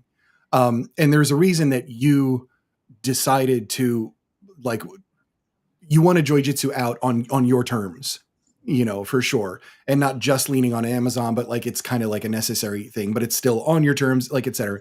But there's a, you know, there are a lot of authors that send out these query letters to big publishers and agents and everything else. And there was one in particular, this agent had posted up and they said, if you send me your book and you want representation, I am turning around and looking at your socials so fast your head would spin. Interesting. Because what happens is there's a certain type of, for better or worse, it's worse, ideology that many agents have. And they'll go on and they'll look and they will judge you on who you are, what you look like, or who you support. So they look at your politics and they look at your skin color and they look at your tweets and they will immediately shove you in the trash into if a any of bucket. those things are considered wrong in the artistic community, which tends, let's face it, to lean very left. By who though? That's the thing. It's like who? Right. So what ends up happening is that you have these people that don't even give these words a chance, Right. for somebody to get them out into the world. And it hurts me when I see these authors that are just like, I've been trying to get an agent for a year and a half. I've sent out 130 query letters for my book and like all this kind of stuff. And it's just declined, or they don't get a response or no, or whatever else. And you don't know how many of them are just seeing it, looking at your socials and throwing you in the trash can without even having a look at it and just sending a form letter that just says, no, thanks, not for me. Right. And that's something that happens. So those gatekeepers exist. 100%. And more, we have an opportunity. I mean, look at my frame and this right now. Like, we're streaming, we're together. You're in Canada. You're 2 time zones away, for crying out loud. I got a nice background. I've got good audio. I've got a nice, like, the whole thing. This isn't hard to do. No. And this lets me get my message out directly to people that might be interested. You know, is it small time? Sure. Am I, by Penguin Random House? No. Like, but again, my debut novel probably outsold what it would have sold if I published it with Penguin Random House anyway, because I did all the work myself. We are in the era of the indie era. Yep. There has never been a better time to circumvent the gatekeepers and create a movement for what you're doing. Absolutely. Absolutely. And we have the tools now to be able to do that. Yeah, here you go from Jesse, right? I have literally 2 people ever judge me on the talent and content of my work. Everyone else was perception. Yeah. Nice. And that's definitely something. And so being able to get yourself out there, your voice out there, and all those different things, that's really important, to be able to reach out and take your message directly to people that may be interested on it. I just wanted to add a little thing too, because there's a big change in landscape in social media world right now, and just how the platforms work and how everything is going. A lot of people think you need multiple millions of views in order to be successful. Right. You need to have this like huge viewership and this and likes and whatever. And we could tell you from being at the like we're pretty competitive in social media land, right? Very little comes from the quantity of views. Fact. Contrary to popular belief. But putting yourself out there allows you to connect with the right people. Yeah. And we're learning more and more as we get to this. It's more about finding these relationships and creating deep relationships with people using social media than the quantity of views. So right. If you're posting something and it's only getting 100 views, that's okay if the people that are seeing it are your people. Think about this. If 100 views equals to 100 people spending $100 with you a year, hey, great. That's actual real money. Right. That's a real business. Right. Absolutely. Yeah. So just a couple on this. Indie pubs are the best. I know the publisher, the editor, and the authors, and I buy all the books. Nice. There you go. Exactly. Exactly. Big advances and bragging rights. You know what's funny is that those big trad publishers don't have that money and they're not spending it on you anyway. Yeah. And the other thing they're all doing is the first thing that one of those giant traditional publishing houses is going to do is look at your socials and see if you actually have a presence and a website and subscribers and a mailing list, because they don't have money to market you. Right. And they're not like those days of you sending a book in and getting a 6-figure advance and them printing up all the books and storing them in a warehouse and sending them to Barnes and Noble. That's gone. Like that's over. The only people getting that are Stephen King, James Patterson, et cetera, the J.K. Rowling, like those names. Big names. The hugest. Yeah, the biggest ever. But for anyone else, you can carve out literally anything.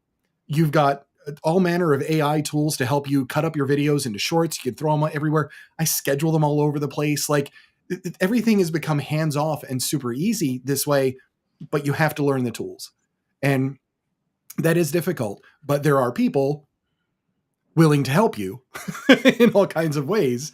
And I remember something in Joy Jitsu that had to do with resonance. It sounds like that's kind of what we're talking about, isn't it? So let me ask you one more question on creativity, and then I want to have some fun with you guys with some pitchstorm. If there's anything that you could change about your creative process, or anything along the way, would you change anything? Yes. You can go first, or you want me to go first? You go first. One thing that I'm realizing more and more is that everybody has superpowers. And like when you're in line with your superpower, you are more creative, more right things happen. I find a lot of times in life we get bogged down by so many tasks that are outside of the thing that we're set here to do, our calling. So one thing that I would do is to be able to clear off of my plate all of the things that are not helping me in order to refine the skill, refine what it is that I'm good at. For right now, I know my superpower is to think big picture and connect people. And part of the reason why I gave you a phone call. Yeah. You know what I mean?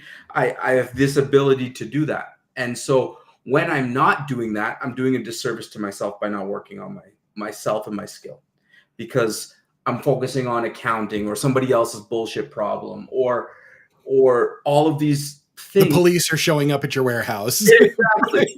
Right. So being able to get insular and focus more specifically on the thing that I know I'm here to do. Nice. Erik, what about you? You know, when you first posed the question, I wanted my creative process to be faster. I want to increase the rate, but can you rush art? Can you put hey, listen, I need this masterpiece done by Tuesday. I know, right? Can you rush art? Can't. Sometimes, let me rephrase. All the time, art takes time. Art takes time. You can't rush art.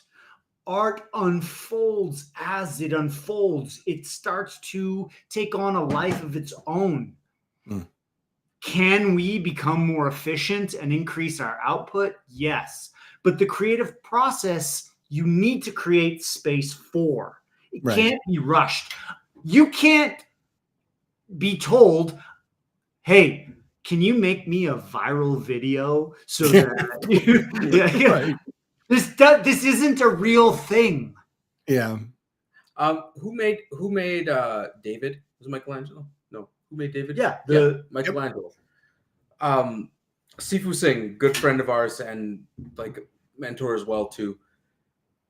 He said that David was always inside of the rock. Yes, it was already there. Oh, so that's the process of creating David wasn't adding things to it; it's removing.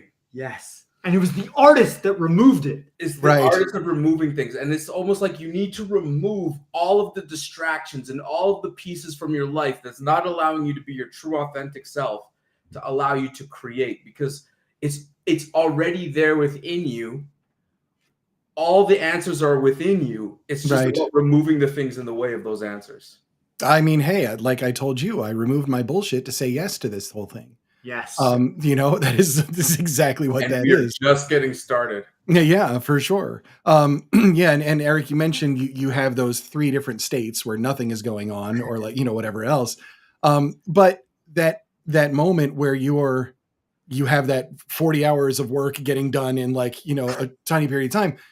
Like, would you trade that for just more regular, but not quite as like, no, because it is a direct connection to that which allows us to create. And so you better show up when that hits, because when that hits, you're being called and you're being summoned.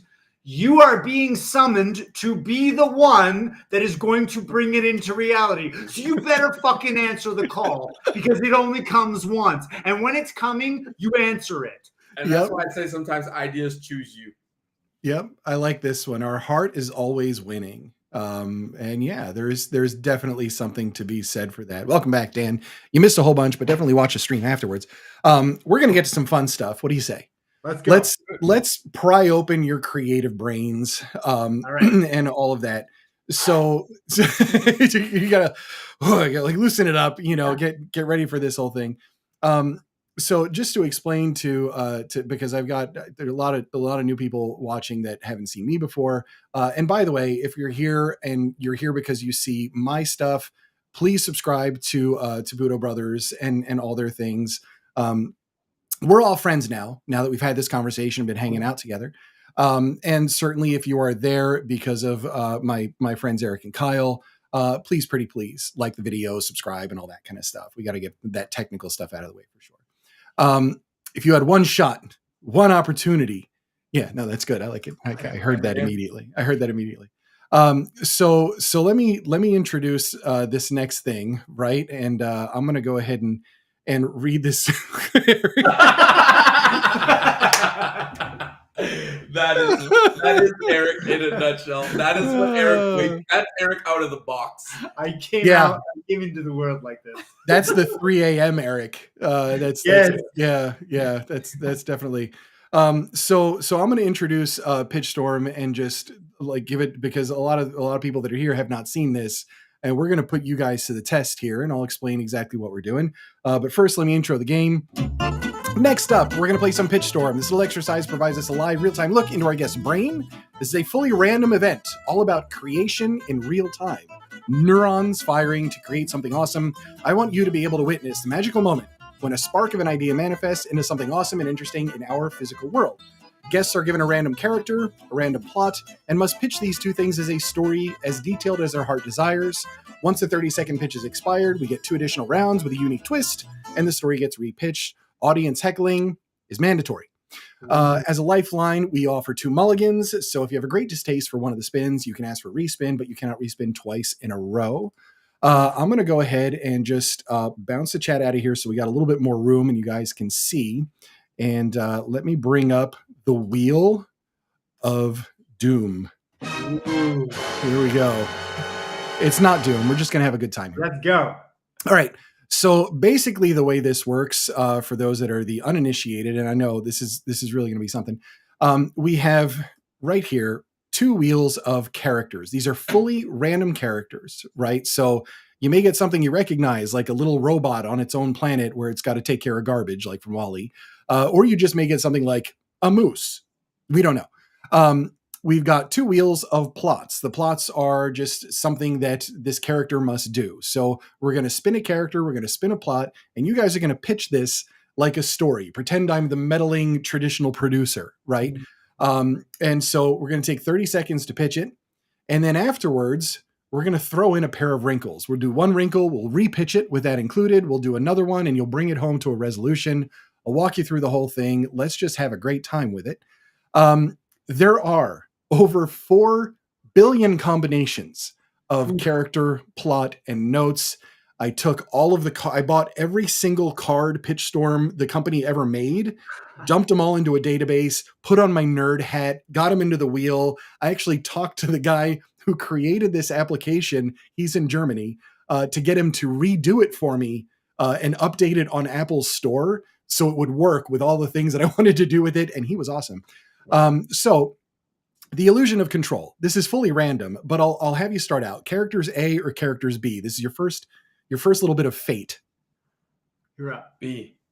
B? All right, 100%. We'll go characters B. Your character for this pitch. Dun, dun, dun. We're going to work with a young team of mutant heroes. Easy. All right. Plots, we'll go with plots B since we're on the B column, right? All right. Young group of mutant heroes and fighting a gang of bullies at a school. Nice. All right. I think like this is pre-baked. This is too easy. we're gonna add the wrinkles, and we'll see Okay. what happens when we do. So go ahead and pitch this story to me, and I'll give you a roughly 30 seconds to run with it. Right. So off you go. So, one thing that a lot of children face today is dealing with being different. And we want to show an audience of people what being extremely different is like. Imagine a mutant, somebody with maybe a physical deformity or a superpower or something that they can't hide from people. And that there's a group of bullies bothering them at school. How would you respond to that? How would you be able to go through life and teach these people, yes, I can squash this person with my laser eyes or my Hulk-like strength. I have the ability to erase this little silly person. That's fantastic. That was so good. But I don't. I choose kindness. I choose love, and this is how. All right. So we've got our start. You got the vibe for it for sure. Yeah. So let's add a wrinkle into this thing. All right. We're gonna add a note A to it, and let's have you repitch this thing. All right. So we've got our mutants fighting bullies. Yes. What if everything you just said was a setup for an elaborate bank heist? Oh, okay. All right. Repitch the story. All right. Bullies, mutants, bank heist. Go. All right. So the bullies that are obviously the cool kids in high school that don't take no flack and are quick to point out your faults are actually plotting a global heist around Fort Knox. Here's how they are structuring this whole scenario. They're going to stage a field trip for all these kids that are being bullied. They're going to pull on the heartstrings of the Bank of Fort Knox. Be like, see all these poor kids? They want to go on a field trip to show all of the amazing things of Fort Knox.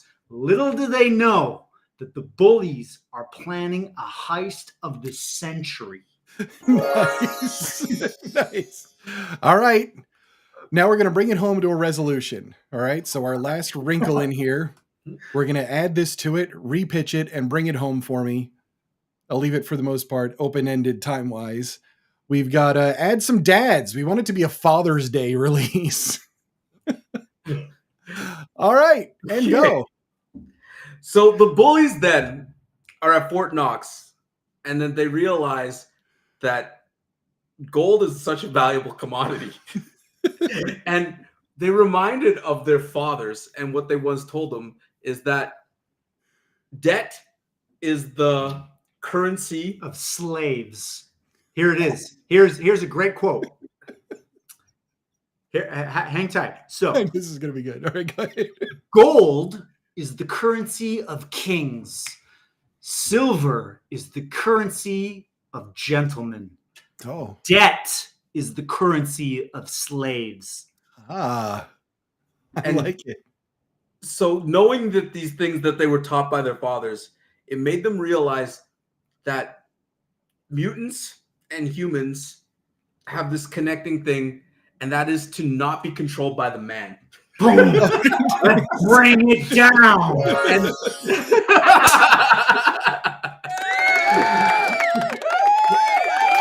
I like it. I will say bonus points for adding the man reference into the whole thing too, for sure. All right. So you got the idea, you got the vibe of how this whole thing works. You want to do another one? Let's do one more. Yeah. Let's do another. Let's do one more. All right. So characters A or characters B? Where are we going to start here? A it is. All right. Let's see who we got on round 2. I like it. We're pitching to You got to buy our book. Yeah. The meddling producer. Yeah. A hip rapping youth pastor. Youth pastor. Let's go. God All is right. good. Let's roll. Rapping youth pastor. You guys can feel free to rap during this. In the name of Jesus. Nice. And what's our plot for this one? Our rapping youth pastor is lost in the catacombs beneath Paris with a killer mime. All right. Okay. Go for it. 30 seconds. All right. Here's this young kid that has so much potential. He only has one shot. His palms are sweaty. His arms are heavy. And there's mama's spaghetti all over his sweater. But what he knows is that the guiding force inside of him is drawing him to higher lands. He doesn't know why he's being called, but he's being called. And here's where it gets wild. He ends up getting a ticket to go to Paris, to go to beneath Paris with a killer mime. Yes. So he ends up being in Paris, and not only does he know he's going there for a rap performance, but then all of a sudden some mime shows up and shows him that his words actually mean nothing, because that's what a mime is. Yeah, we're doing lay it. Okay. Yeah, with the whole sewers and the clown and the whole thing. All right. Let's throw another wrinkle into this thing. Throw a wrinkle into this thing. Let's see. No more bank heist. All right. So we've got our hip rapping youth pastor and a killer mime. Who's going to voice the talking dog? Also add a talking dog. You're up. All right. Go ahead. Roll it in. What do we got? So as they were in the depths of France, the mime all of a sudden threw up 2 middle fingers and said, Fantastic. by the way, in his mime language, I need you to perform an exorcism on my dog. Because the dog was speaking for the mime in a Gaelic language. And that's gay with a capital lick. Yes. Oh, So the rapping nun had to freestyle in order to solve this dog's problems and release the spirit of Aladdin. What's the show? Lassie? No. The one with all dogs go to heaven. All dogs go to heaven. Yep. And he had to make that happen for real in real time with his freestyles. Freestyle rapping for the dogs to get to exorcism on a it was probably like a Bichon, because it's in Paris. Let's go. Let's go. Let's bring this home. Tell me the ending. Just add one more thing. Awesome. Now let's see the entire thing on an airplane. The entire thing on an airplane. So Sure. as this young man who just went through all this traumatic experience of figuring out that his words actually mean nothing when a mime showed him that no words are required. Meanwhile, you had to exercise a dog and get that demons out. And there was some snakes on the fucking plane. There was snakes on the plane. That was the ultimate battle. The ultimate battle was him being on the plane, and there's snakes on the plane, but don't worry. His rapping calmed the snakes and made them all go. And King Kong ain't got nothing on me. Oh, man. I knew it. I knew you guys would take to that like fish to water. That's fantastic.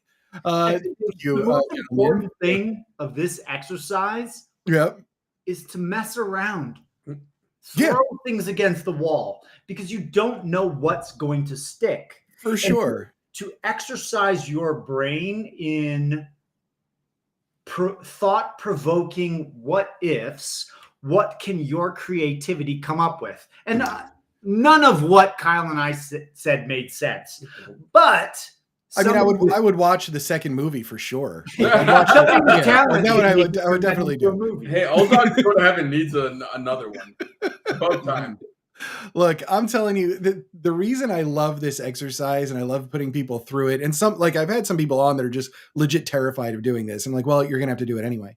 But the reason I like to do it is because we get to see in that instance what you just said and created, as absurd as it is, never existed before. No. So we got to witness in real time, in the span of all of like 10 minutes, all of your creativity, your experiences, your life, the references to the music, to the this, that, and the other.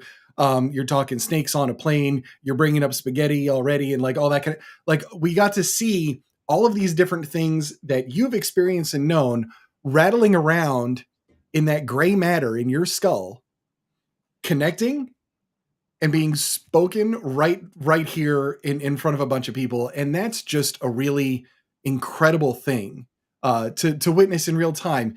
The ridiculousness aside, that's what makes creation to me so freaking cool. Yes. Right? Because this is what we do. We take those little things that are floating around in there. Yeah. This is the Japanese kanji for mugen. No limitations.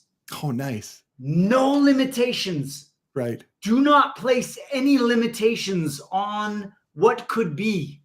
Right. Because it is infinite. Yes, absolutely. Absolutely. Yeah.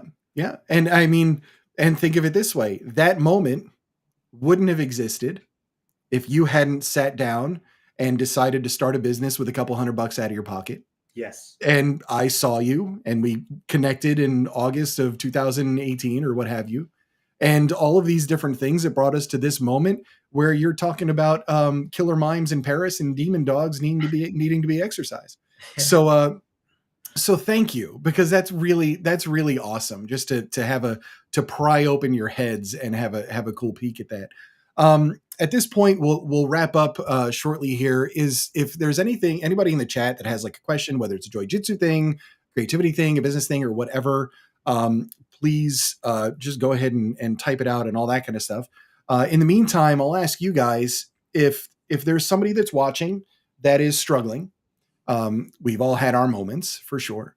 And whether it's, I can't get, for some of my author friends, I'm having a really hard time getting traction and putting myself out there. I'm afraid, or whatever else. Or if it's just somebody business wise, or if it's training, if it's martial arts oriented or what have you, what do you say to that person? If you had to distill some advice down and give somebody just that brief little pep talk, what does that sound like for you? Like what's your advice to that guy who's watching and is just kind of struggling? I always get brought back to a feeling of we are in our own way. We are often preventing ourselves. It's our own insecurities that prevent us from starting the podcast. It's our own insecurities that prevent us from starting. The key word is starting. If there's anything that I want the viewers to take home from this episode is to start, begin. Yep. This is your permission to say, let's go. Put on the white belt. You don't even know what you don't know, and that's okay. And that is the best place to be, because the best place that we can be is a white belt, not knowing what we don't know. Because when we don't know what we don't know, we will discover things that are unheard of, they're new pastures. They're the new niche, the new little communities that you can build and bring into fruition a much grander vision that you could ever imagine. The energy that I want people to take away from this episode is to start something, try something. The worst thing that is going to happen is that you're going to learn. And if with that, you have nothing to lose. Absolutely. Kyle, what about you? I would say that back to the David thing is that it's not necessarily about adding things. People think that they need to do a whole bunch of things in order to get started. In order to do this book, I need to add this, and I need to learn this, and I need to make sure that this is perfect, and I need to. You are right now exactly what you need in order to get started. Yeah. And the key is, like Erik said, get out of your own way and just try to authentically be yourself, because everybody has a story. everybody has something that makes them unique. And everybody has a community of people that they resonate with most. Yeah. And when you go out there and you share who you are, you could connect to that community quicker. And with community, the rising tide lifts all boats. Yeah, for sure. Once you find your people, once you find your community, once you find where it is you're supposed to be putting your energy into, you grow a lot faster. Yeah, for sure. I would say, just to add one little thing to that, is when your internal bullshit says something, just do the opposite of whatever that is, and you're going to be okay. Some questions here. Question: are you AI or real? We all have 10 fingers, so you know we're all real. How would I know that I'm AI? This whole episode. How would I know that? So we've all been lost in the woods looking for Erik's car keys. So I can safely say that we are all very real, as are the car keys. And my buddy Jesse is asking, how do we get more involved with Budo Brothers and support your brand?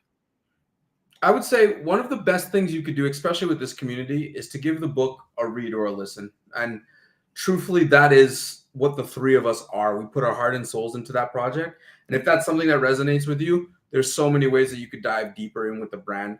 But that is a perfect starting point to understand what it is we're about and what we're trying to do. And there's a lot more coming with Joy Jitsu. Yes. There's a lot more coming. We're just getting started. Yes. Right. So there's a funny thing. Like, Erik's gonna hate me for talking about this lime in public. Blah, blah, blah, blah, blah. But I have to say that the reason that we solidified Joy Jitsu as IP that we intellectually own the trademark to is because on a podcast with you, we outright talked about Joy Jitsu. Yes.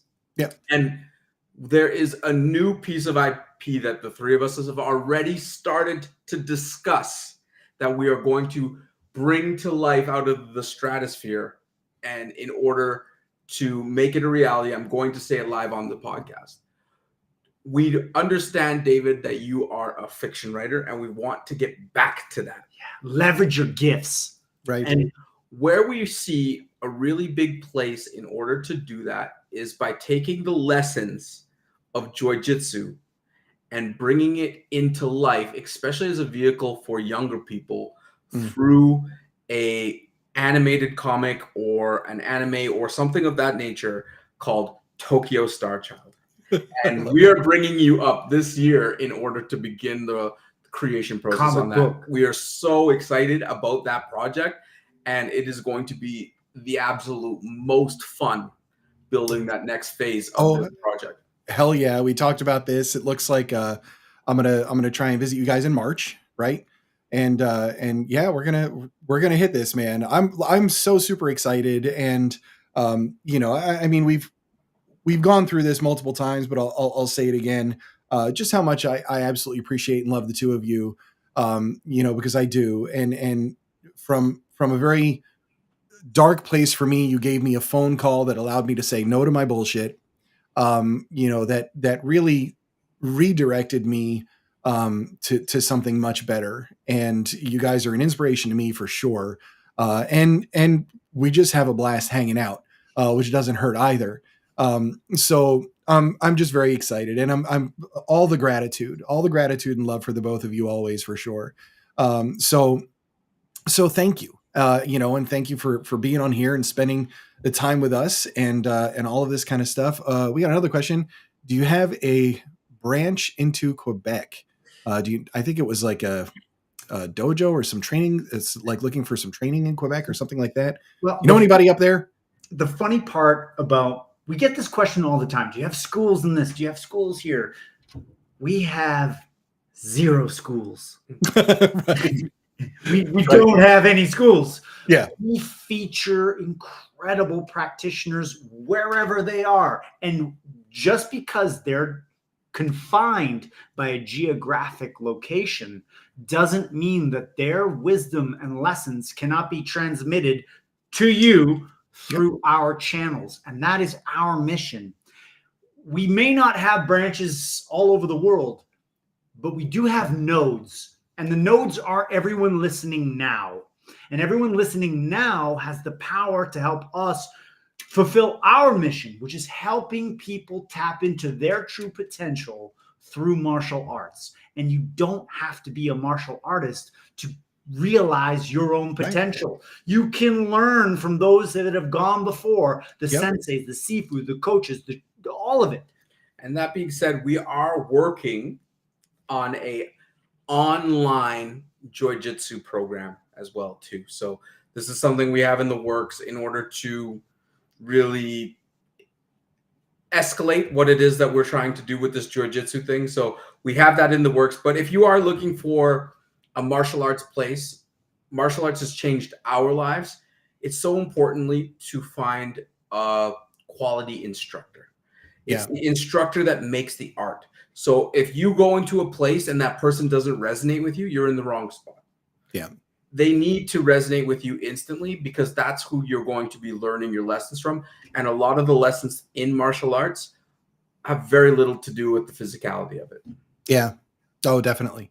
When I was teaching, oh my gosh, most of it, honestly, my office door was like a revolving door for therapy. Because it was all, you know what? It's all people's internal bullshit all the time. That's what holds everybody back from all the things. So it was trying to break through and all that kind of stuff. Once again, fellas, I appreciate you. And thanks so much for spending some time with me and all that. Let's do it again sometime. What do you say? 100%. So great. I had such a blast. Right. See, this is the fun stuff. And anytime we got updates or we got something new going on, let's hop on. We'll talk about it and all that. Oh yeah. See, yeah. Unarmed self-defense is life and death. Indeed. Yeah, for sure. If you've been here for some of the stream, haven't watched all of it, please, pretty please go back. We got great stuff throughout this entire thing. You're definitely going to see more of the three of us, together and all this kind of stuff. There's a lot more going on. Like there's going to be a lot going on. So let me give a wrap up with an outro. But before I do that, one more time, everybody, just let everybody know where's the best way to find you or get in touch with you or whatever else. Like what do we got? Yeah. So for us, it's really simple. We're out there. So Budo Brothers on any of the social media things, type in Budo Brothers, you will get to us. We're on all the major platforms. We're always putting out content, generally daily. So yeah, it's easy to find us if you want to. Right. The best way to keep in touch with all the things behind the scenes is to join our email list. We treat our email list like royalty. They get first dibs on all our new product drops. Half of the time we launch new products, they don't see the light of day because our email list gobbled them up before anybody could get to them. Oh, nice. Yeah. Everything that we put out is from the ground up, created by us. And this is where we're going to always stick to our guiding principle of only the best is good enough. You will never find Budo Brothers on Amazon. You'll never be our able. Book is on Amazon. Sure, the book. That's it. It was a necessary evil. Yeah, for sure. And that killed me. That killed me. Yeah, it did. It really did. Books can be purchased on Amazon. Oh, God. We're the antithesis of Amazon. Right. We are everything. We want to go direct. We want to cut out all the bullshit because Amazon bullshit, and it's a race to the bottom of who can sell the cheapest shit. When you go to Budo Brothers, it is.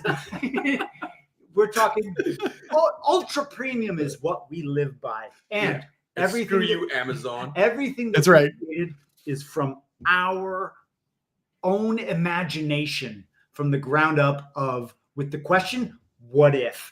Everything started with what if? What if we created blank? When we fill in that blank, only the best is good enough.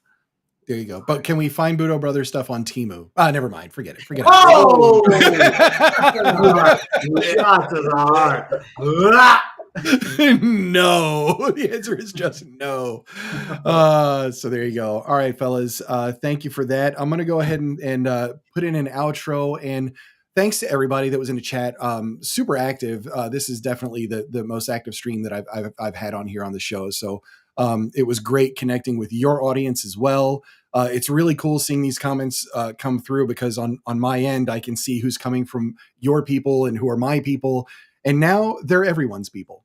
right? That's We're all here. We're all buddies, and we're all in a brotherhood. Amazon people. Except for Amazon people. We're all in a, I kicked Jeff Bezos out of the chat. Yeah, like it's that's fine. good. Yeah, he's like, what about the book? No, I'm like, forget it. But certainly appreciate everybody who's watching, and please, pretty please, subscribe to Budo Brothers channel and their stuff. Follow them on all the socials and all the things, and my humble little channel as well. If you could subscribe, like the video, leave a comment, that kind of thing. All the engagement helps, and it just helps us get this out here and get in front of more people. And if you are sitting there lurking and watching, and you're a creative of any kind, whether it is music, whether you are an author, you're writing books, if you're painting, if you do interpretive dance, I want to have you as a guest on my show, because I want to dig into your creative process.